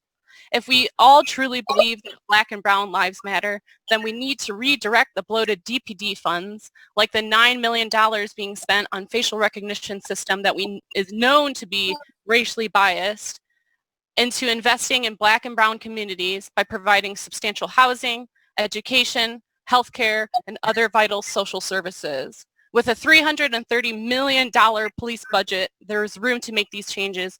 I urge you to meet this demand. Moreover, as protests continue across the nation, and as we continue to protest here in Detroit, we demand that the DPD and Mayor Duggan remove the unjust curfew, stop DPD's excessive use of force against political protesters, and release all political prisoners. We are living in a time where the voices of the oppressed are being silenced by the powers that be. Let Detroit be different. Let Detroit and the DPD lead the nation by example, by listening to its people, by empathizing with the needs of its people, and to do justice by the people of Detroit. Thank you. Thank you, Ms. Oker. Mr. Brown? Madam Chair, your next 3 speakers would be Ms. Shannon McEvely, Ms. Ashley Smith, and Mr. Scotty Bowman. Thank you. Ms. McEvely, you there? Hello, yes, can you hear me? Yes, we can, please. Hi, my name is Shannon McEvely, and I'm a resident of District 1. I'm going to keep my remarks specific to the curfew and more narrowly to the conduct of Chief Craig and his department. I'm going to set aside the violence his officers have perpetrated on peaceful people in the last week, demonstrators, reporters, and legal observers all included. It's been well documented, and I hope you've all seen it as members of an oversight body, or else we have much bigger problems here. I'd like to address what's come after. Chief Craig tells us we cannot believe what we see, even though we're seeing it. He lies to the people of Detroit. He lies to reporters all of the time, every day, even with video evidence, even if what he's saying is laughable, ridiculous. He will lie with a straight face. Peaceful protesters trashed an East Side neighborhood as if they wouldn't have preferred to take their things with them instead of being beaten by riot cops. Demonstrators pepper sprayed themselves. Yesterday's march was materially different from the day before, when it was the exact same group of people, all demonstrably false. It doesn't matter. The worst probably is that outside agitators are responsible for these protests, yet the only person to be held for any length of time and nearly charged with a felony, an absolutely indefensible stunt which could shame Chief Craig for the rest of his life, was a Black lifelong Detroiter. He thinks we Detroiters are stupid. He thinks you commissioners are stupid, probably except for you, Willie. He should resign. He won't. He should be fired. I do not expect that to happen. However, at the very least, he should be prevented from using this curfew, which serves absolutely no public safety interest for Detroiters, as a cudgel against speech he doesn't like in the service of Dan Gilbert and Mike Illich and other white moneyed interests only. I'm asking you to use your power as an oversight body to do what you can to end this curfew. Black Lives Matter. Thank you. Thank you, Ms. McEvilly. The next person, Mr. Brown. Mr. Ashley Smith. Yes, can you hear me? Yes, Ms. Smith, we can. Okay. All right, let's please stop ignoring the fact that we have a police brutality issue in Detroit today. I am Ashley Smith, the sister of Sheldy Smith, who was beaten by Officer Dwayne Jones. She was viciously attacked and beaten while experiencing a mental health episode at Detroit receiving by Officer Jones. My sister was beaten to the extent that Jones was convicted of assault and was placed on probation. Even after embarrassing the city of Detroit, this board of police commissioners refused to appropriately punish him. They allowed Jones to keep his job, and many of the Detroit police officers stood in solidarity with those heinous actions. Many of them even admitted they would participate in police brutality of a Black woman in a hospital. Matter of fact, this year, the Detroit Union arbitrator promoted Jones and gave him back pay. Attorney High admitted that the appropriate documentation was incomplete due to COVID-19. After our outcry and the video, this board and the police union are hypocrites. Today, Chairman Holt said this board is responsible for promotion. So why are Detroiters being forced to pay for Jones' promotion and back pay? Why are Detroit tax dollars going towards promoting police brutality? Detroiters do not believe this board. They did not take a stance when the opportunity presented itself. If Minneapolis has to burn their buildings to the ground to attain justice for George, what do we as Detroiters have to do to get justice for Sheldy? We're tired of being ignored. Please fire Jones. This is a fragile time, and you'll have to deal with the consequences of your actions. Black Lives Matter, justice for Sheldy, and justice for everybody. And condolences to the brother, George, and for his family. At least they will get solitude knowing that those officers will never harm anyone else. And that's my time. Madam Chair, your next speaker will be Mr. Scotty Bowman. Thank you. Thank you, Ms. Smith. Thanks. Hi, I'm speaking here on behalf of Detroit residents advancing civilian oversight, Draco.life. Thank you, DPD. I was part of Friday's protest. Thank you for respecting people's assembly rights. Thank you for letting us use your parking lot. Special thanks to people like Commander Hope for passing out surgical masks and AC Bedison for taking that knee at a later protest. I appreciate all the suburbanites coming down to Detroit to protest police brutality, but perhaps we should have a protest out in the suburbs. Perhaps many of the suburban protesters would participate since it would be closer to home. Instead of protesting at 1301 3rd in Detroit, why not 28,193 Park Court in Madison Heights? As you know, Madison Heights resident Dwayne Barron Jones beat Sheldy Smith at Detroit Receiving Hospital and is anticipating a promotion for this crime by this department. So a protest calling for his resignation at 28,193, that's 28193 Park Court in Madison Heights would be perfect, it being his residence. We should not be waiting for people to die to take action. Let's ban chokeholds and punching as a means of arrest. The DPD should spend money on officer raises and community policing instead of military equipment and surveillance technology. Interested persons may use the contact form at draco.life. draco.life. I yield. Thank you, Mr. Bowman. The next three people, Mr. Brown. Mr. Morgan Fred, followed by Mr. Sidney Good, followed by Ms. Tawana Petty. Thank you. Hi, can you hear me now? Yes, we can. This is Morgan Fett. It's Miss Morgan Fett. I'm going to There we go. So, hi, board members. My name is Morgan Fett, and I'm a resident of Detroit. I'm joining this meeting to ask that you meaningfully and tangibly step into your power as the oversight body of the police. I want to thank Commissioner Burton and Griffey for their amazing comments today. So on top of defunding the police and dropping charges against protesters that many others have talked about today, there are other tangible things that you can do as the board to address police brutality and abuse of power that we've not only seen this week, but for a long time. In 2019, the U.S. Attorney General announced Detroit will get a portion of over $71 million to hire more officers, and I quote, provide mission-critical equipment and technology. What is truly mission-critical is reinvesting in the Detroit community and its social services. This is evidence-backed and it is equitable. Reinvest in the community instead of ramping up your police force. Also, I'd like to publicly endorse here the community input over government surveillance ordinance and ask that you do as well. Speak out against surveillance such as facial recognition used in Project Greenlight. Residents of Detroit have the right to know what surveillance technologies are being purchased and how they're being used. To echo Commissioner Burton, I believe we are owed transparency in knowing how surveillance technology was used on us, on protesters, on our phones to surveil our First Amendment rights without our knowledge. We would like to see a report on that. And finally, please use your authority to demand that the police stop using tear gas, especially at protesters exercising their First Amendment rights. Tear gas is an abortifacient, meaning it causes miscarriages. It is banned in the Geneva Convention. It must be banned here. It is unnecessary and excessive use of force, and it is endangering people. Thank you. Thank you, Ms. Morgan Fett. The next speaker, Mr. Brown. Sydney Good. Hello, can you hear me? Yes, we can. Hi, board. My name is Sydney. I'm a resident of the suburbs outside of Detroit, but I've been watching closely the videos of what's been happening, and I am very upset and concerned. First of all, I'd like to say the way this board treated Commissioner Burton while he tried to speak out for real issues is shameful. Second of all, the actions of the Detroit Police Department are completely unacceptable.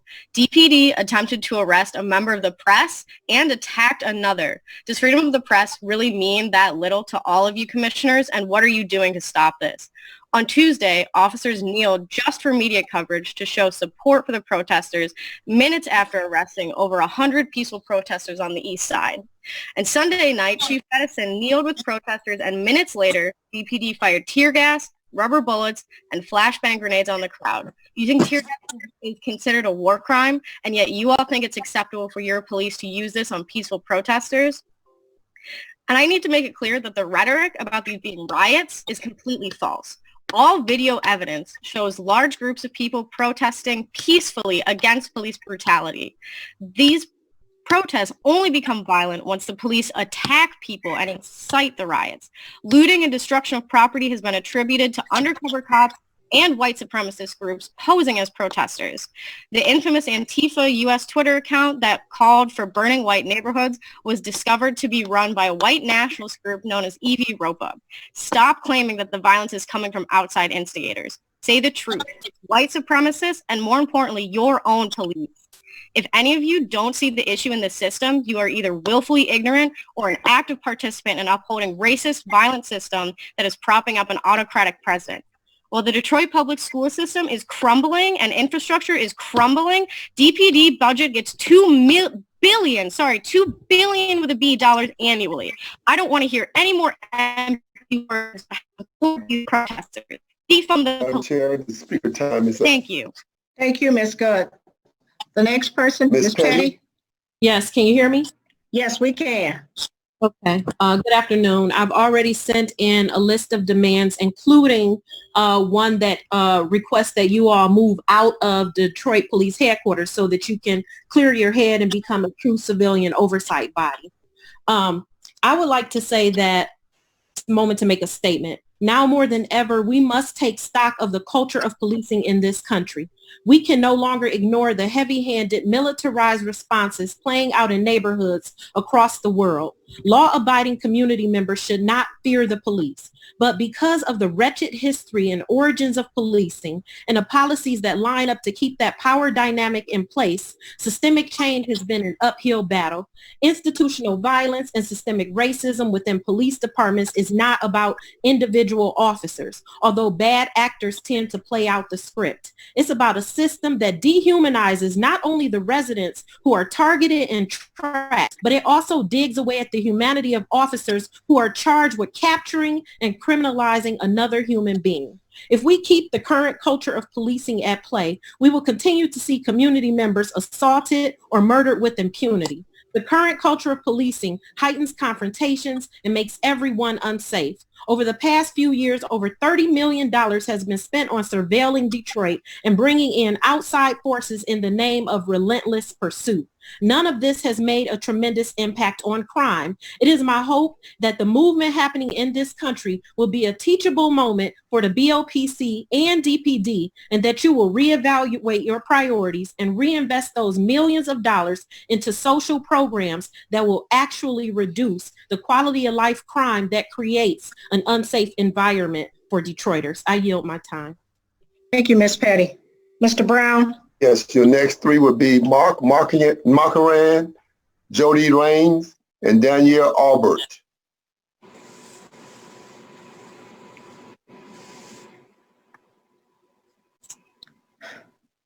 Mr. Brown? Yes, Mr. Marcaran. We don't have him. Let's go to Jody Raines.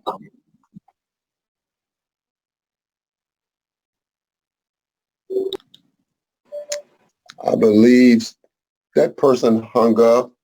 Danielle Albert.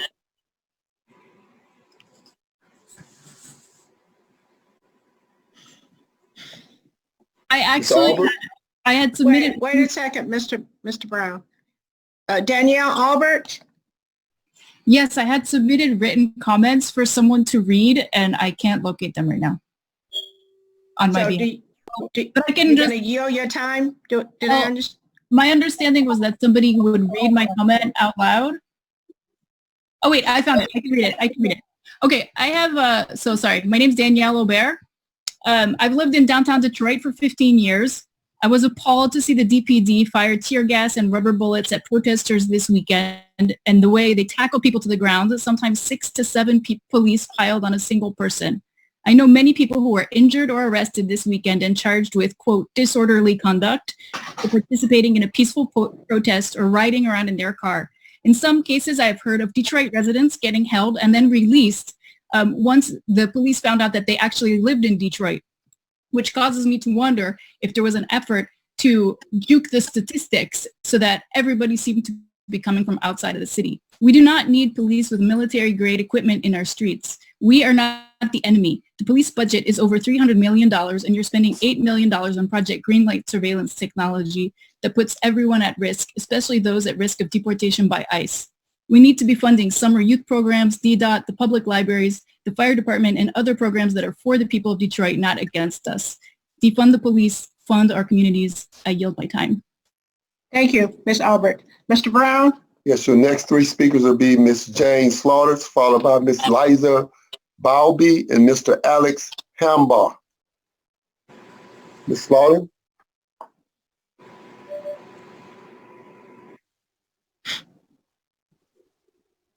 Violence are public health issues that require a public health solution, and the answer is not more police. Detroit should redirect the resources currently spent on policing to other strategies of public safety like social services, family support, mental health care, substance abuse counseling, job training for young people, and most important, more city jobs, not fewer. We're one of the poorer big cities in the nation in income, and yet the mayor is planning furloughs and pay cuts for our other city employees, but not for the police. We ought to be transferring money away from the police budget to create good green jobs for Detroiters. There is so much work that could be done to fix our infrastructure. Just repairing the streets alone would employ hundreds of people. After the 1967 rebellion, the big three auto companies opened up some jobs. The city fathers then understood that unemployment and bad jobs were a source of people's rage. Detroit should take the high road now before we see a second rebellion and create some city jobs. The response should be, your city cares about you, not if you raise your head to protest, we will repress you. We can increase the money for the things we need by not filling the slots of officers who quit or retire and by disallowing police overtime. We know that increased policing does not reduce crime, but it can harm our communities. It's been harming it in the last few days. Thank you. I'm a Detroiter. I've lived here since 1974, and I want to say that reordering our priorities away from police and Detroit toward our needs is not a utopian idea. It's a public health policy. Thank you, Ms. Slaughter. The next person, Mr. Brown. Ms. Balby. Can you hear me? Can I be heard? Okay. Good afternoon, Board of Police Commissioners. My name is Liza Bilby. I'm a resident of District 3, and I'd like to express concerns about several ongoing alleged public safety projects in Detroit that have allowed city officials to pat themselves on the back while actually making the residents of Detroit much less safe. First, the use of facial recognition software, regardless of who pays for it, must end immediately. This kind of dystopian control misidentifies individuals, especially Black individuals, puts our faces into mysterious databases, and does not add to a sense of community safety or well-being. Second, Project Greenlight must also immediately be ceased. This program continues to value property over people. It criminalizes human beings who are simply trying to exist in public space and is a complete waste of resources. Third, this arbitrarily enforced curfew needs to stop, and all charges of loitering, etc., dropped against those found breaking curfew. Absolutely no tear gas should be deployed under any circumstances, but especially during a respiratory pandemic that has completely devastated our city. Deploying tear gas greatly increases the risk of spreading COVID to both protesters and those spraying the tear gas. Most importantly, we need to defund, divest, and demilitarize our police force. It can be done. Los Angeles announced that they're pulling hundreds of millions out of their police budget to reinvest in the community. I do not feel safe calling the police when there are conflicts in my neighborhood, knowing that most disturbances could be met with calm, rational, trained mental health professionals or people skilled in de-escalation without the possibility of violence, undeserved arrests, profiling, shaming of non-native English speakers, and the other numerous issues that arise when police who are not living with us in our neighborhood show up. So let's invest in housing, public health, making sure residents have access to water. Let's invest in our schools and our youth instead of tossing people in jail. I yield the rest of the time. The speaker time is up. Thank you, Ms. Bilby. The next person, Mr. Brown. Yes, Alex.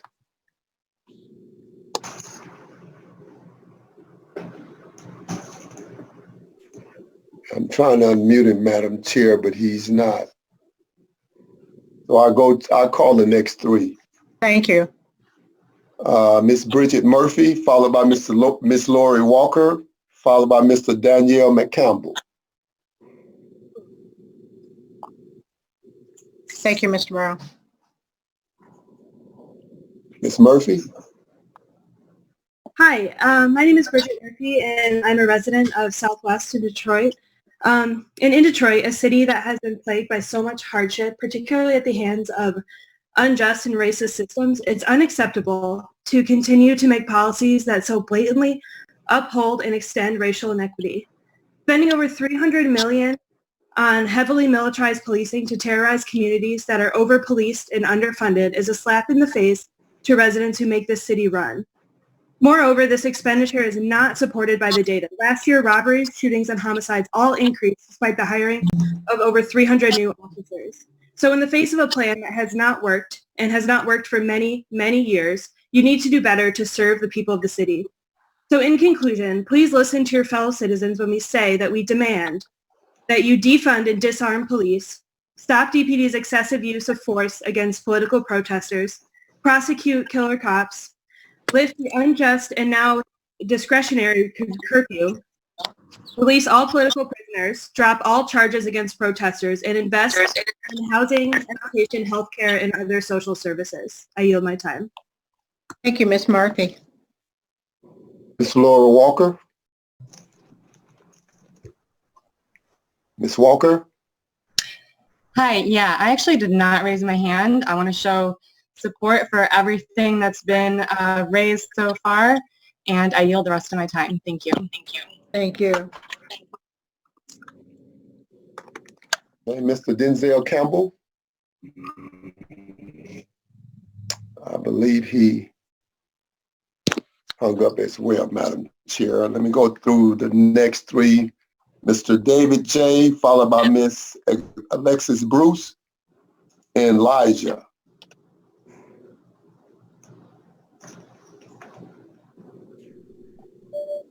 Mr. J., you there? Seemed like that one hung up as well, Madam Chair. Okay, thank you, Mr. Brown. The next person, Mr. Blue. Alexis Bruce. Oh, Alexis? I believe that person hung up as well. Okay.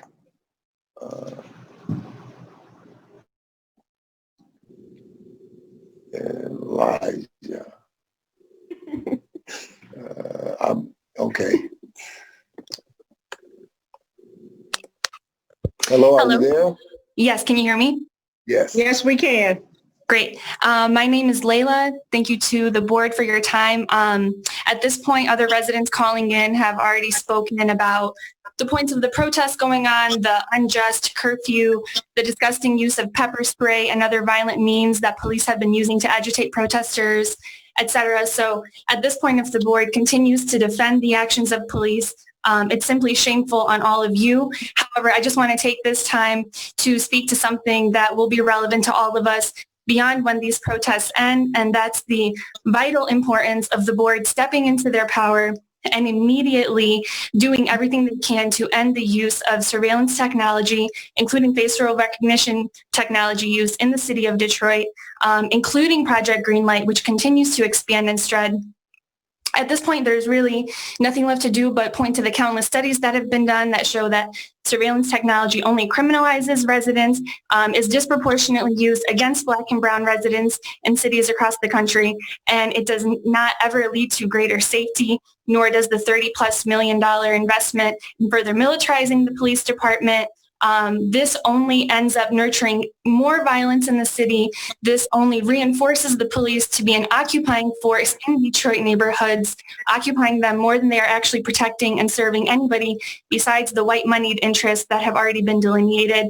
So my demand to the board is that you all step into your power and demand that these funds be redirected to social programs that will actually be beneficial instead of useless and criminalizing tactics such as the surveillance technology I've mentioned.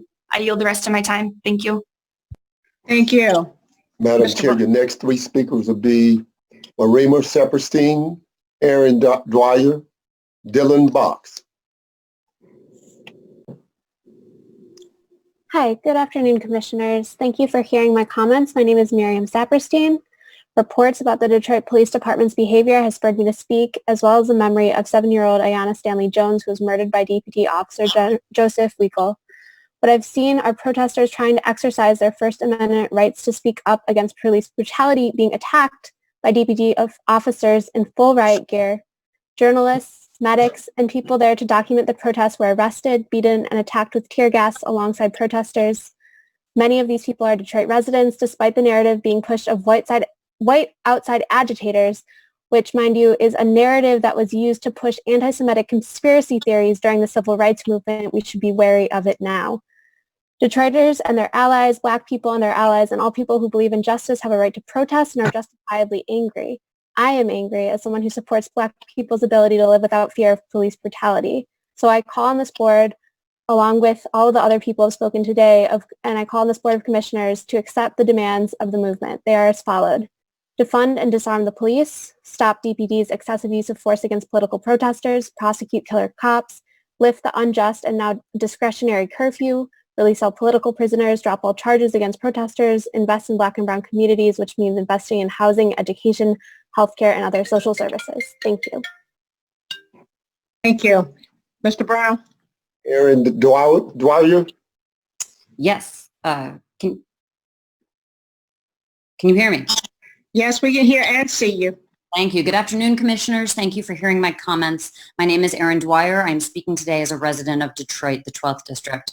The cold-blooded murders of George Floyd and Breonna Taylor by police officers have highlighted what was already starkly clear, that all too often for Black and Brown Americans, police officers serve as judge, jury, and executioner. And yet with all eyes upon them at protests around the world against police brutality, even in the face of a global epidemic, police, including in Detroit, have continued to use brutal force against peaceful protesters, gassing citizens, using rubber bullets point blank, and using curfews as a pretense to arrest people. The time is long overdue to question why police have the massive budgets and weapons caches that they do, why they can act as executioners and as an occupying force without any accountability.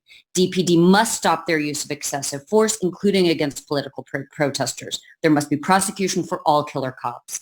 End the curfew, release all political prisoners, drop charges against all protesters who have been arrested. Most importantly, we must defund and disarm the police, as so many other nations successfully have, and use that money to invest in Detroit's Black and Brown communities. Amidst a global pandemic that has also triggered an economic depression, why are we spending so much money on an unaccountable killer cops to occupy a city instead of on education and healthcare and housing for all?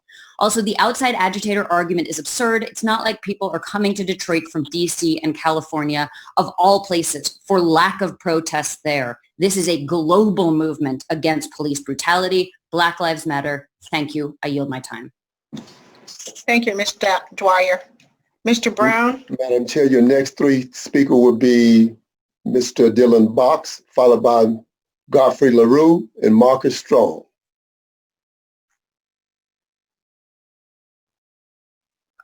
Hello, can you hear me? Yes, we can, Mr. Box. Hi, my name is Dylan Box. I'm a resident of Detroit.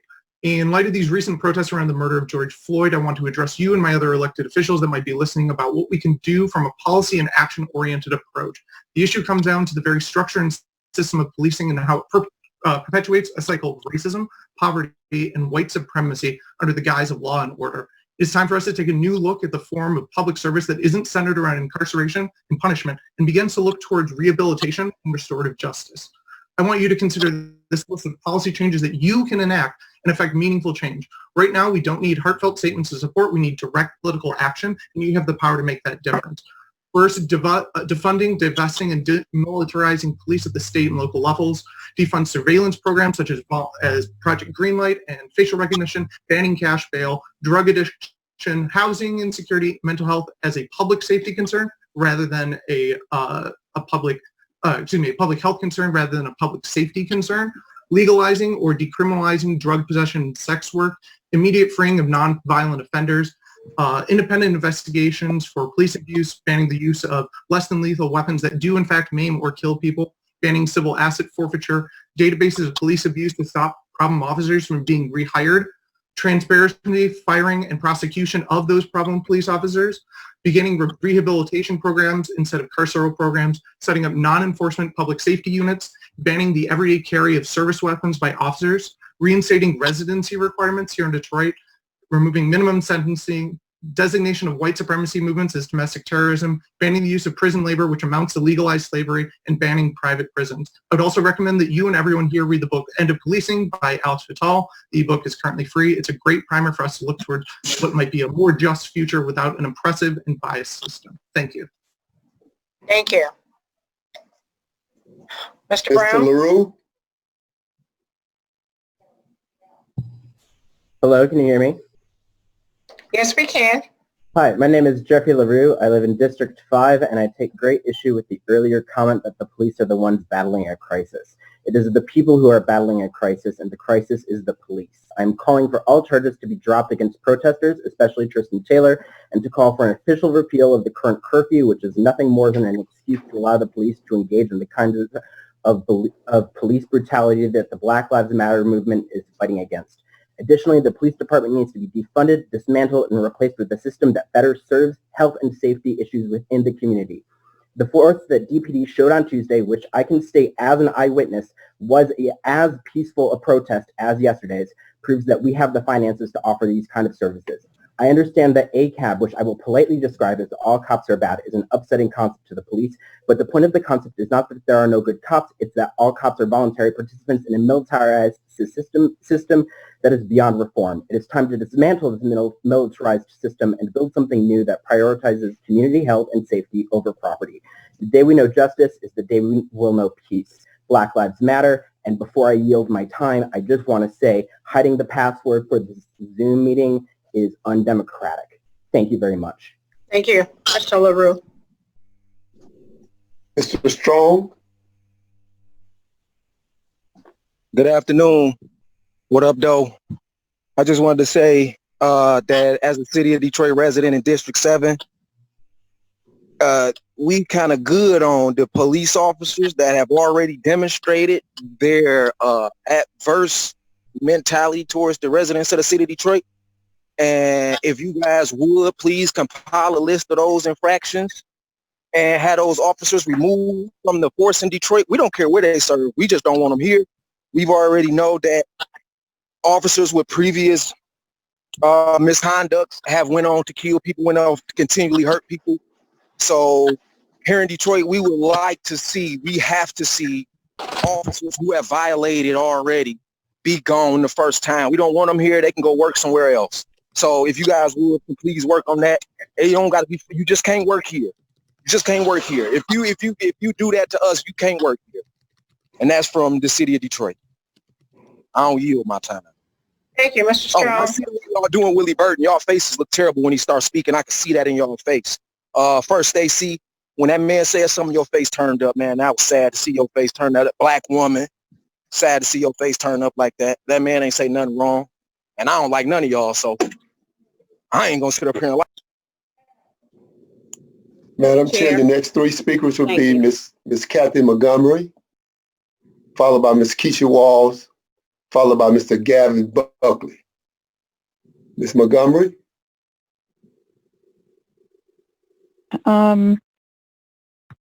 Hello, this is Kathy Montgomery. Can you hear me? Hello? Yes, we can. I'm sorry, Ms. Montgomery. We can hear you. Okay.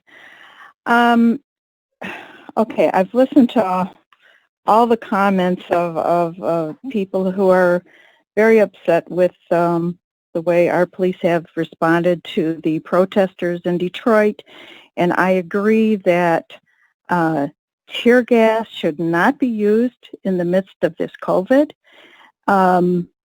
because of aggravating any breathing issues for everyone involved, and the use of rubber bullets is totally uncalled for. As far as I heard, the only violence that so-called violence that was observed was throwing of bottles at the police officers, and that is minor any infraction that could have easily been overlooked. If the police had showed some compassion for the demonstrators, I don't think even that would have happened. In other cities, the police walked with the protesters, kneeled down in support of the protesters, and I wish we could have that kind of attitude here in Detroit. And I hope that the investigator deals with all the complaints that have been filed with his office. Also, I believe that the promotion of Corporal Dwayne Jones to Sergeant should be on your unfinished business every single week. It was not even brought up today in the meeting, and that last week you said you were waiting for a letter from the city attorney, which is totally unnecessary. If you are going to appeal his promotion, then go ahead and do that. Hire an outside attorney and let us know what is happening with that. The speaker time is up. Thank you, Ms. Montgomery. Mr. Brown. Ms. Keisha Walls. I'm not going to thank y'all for this time. You don't care about respect. Is it respectful or professional to shoot tear gas and arrest peaceful protesters in masks. The cops are attacking people who are unarmed. I watch cops tackle multiple people, cops in their riot gear with their riot shields, ramming into peaceful protesters with nothing but the clothes on their bodies, cops dragging people out of their cars, brutalizing and arresting them, demanding professionalism from us, demanding respect from us while you brutalize us. What a way to spit in our faces.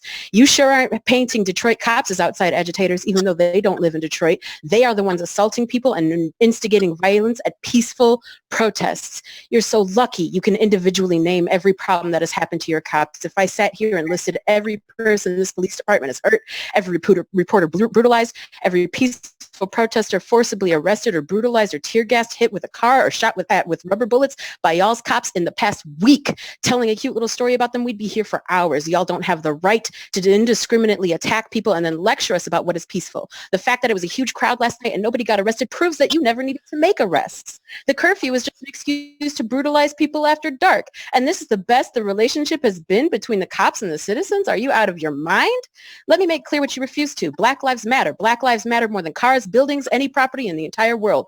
Y'all couldn't care less about black lives, black pain, black solidarity, or black people. Detroit has been a hotspot for COVID, and what has the city done?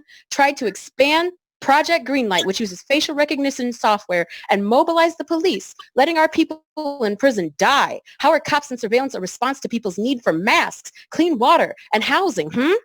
Talking about peace and racism, but refuse to do anything to help black people who are especially at risk of COVID, and instead you tear gas them during this pandemic? This is why.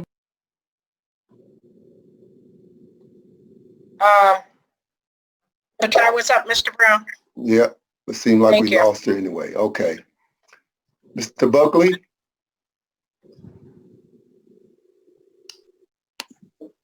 Yeah, hi. I would just like to say that I think it's terrible that you just cut off Keisha while she was speaking.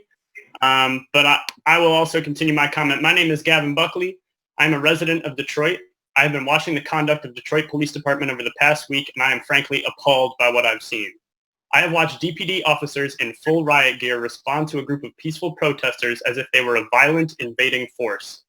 Officers shot tear gas at protesters, dispersed them with rubber bullets, chased them down streets, and arrested them in brutal and violent ways, often beating them and screaming curses in their face.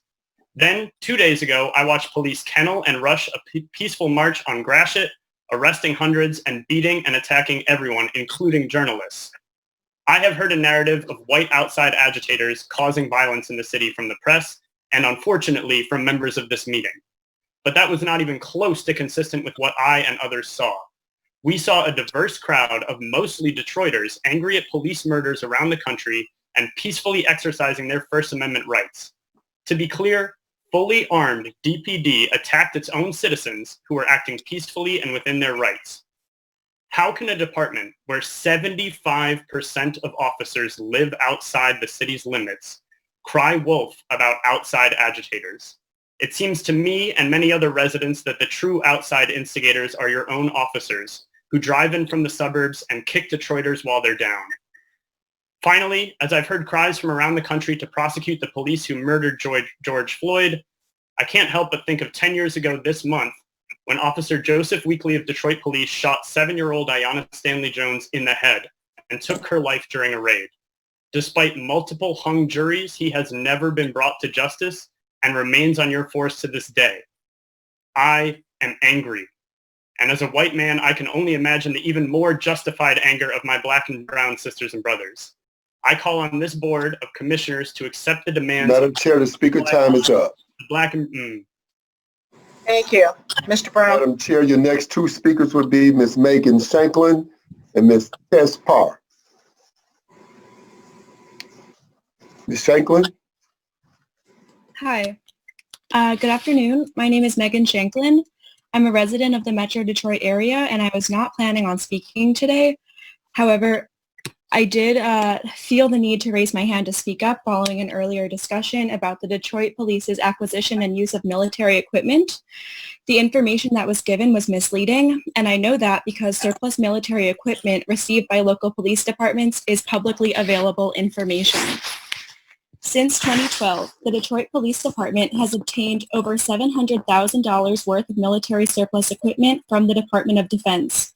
This equipment includes 2 helicopters, 20 night vision goggles, 37 rifle sights, 2 remote-controlled vehicles, and 5 different types of military computer systems, each worth $20,000. In light of this information, as well as other discussions we have had today, I call on this board to accept the demands of the local and international movement for Black lives that is currently rising up. They are as follows. Defund and disarm the police. Stop the Detroit Police's excessive use of force against political protesters. Prosecute killer cops. Lift the unjust curfew. Release all political prisoners. Drop all charges against protesters. And redirect police funds into housing, education, healthcare, and other social services. Thank you. Thank you. Mr. Brown. Madam Chair, your last speaker would be Ms. Tess Parr. Hello? Hi. Yes, we can hear you. Hi, Commissioners. My name is Tess Parr. I'm a resident in the 10th Precinct. First, I want to say that the continued allegation that people are traveling from across the country during a pandemic to protest in Detroit is absurd, and you sound very silly. They're more than likely residents that can't afford auto insurance, or they just moved and haven't had a chance to change their address. Again, there's a pandemic. Second, the public deserves to know the details of the arrangement between DPD and Little Caesars Arena and the Illiches. That arena already took money away from our schools and other social services. Now you get to arrest us there for peacefully protesting? Please explain that arrangement in full. And third, I appreciate Chief Craig's decision last night. That was a better choice, but the right choice would be to remove the threat of this racist curfew as these protests continue. Last night doesn't absolve DPD from their need for self-reflection on their practices, training, and culture. Drop all of the curfew-related charges. I don't want to see performative allyship by kneeling or marching with us. Just massive structural change. Thank you for your time. Thank you. Madam Chair, that was your last speaker. Thank you, Mr. Brown. Okay, well, do we have a motion to adjourn? So moved. Support. Okay. Do we need to take a roll call vote or a second? No. We still have a quorum. We are adjourned, and thank you for attending this Board of Police Commissioners meeting. Have a safe weekend. Thank you. Thank you. Thank you.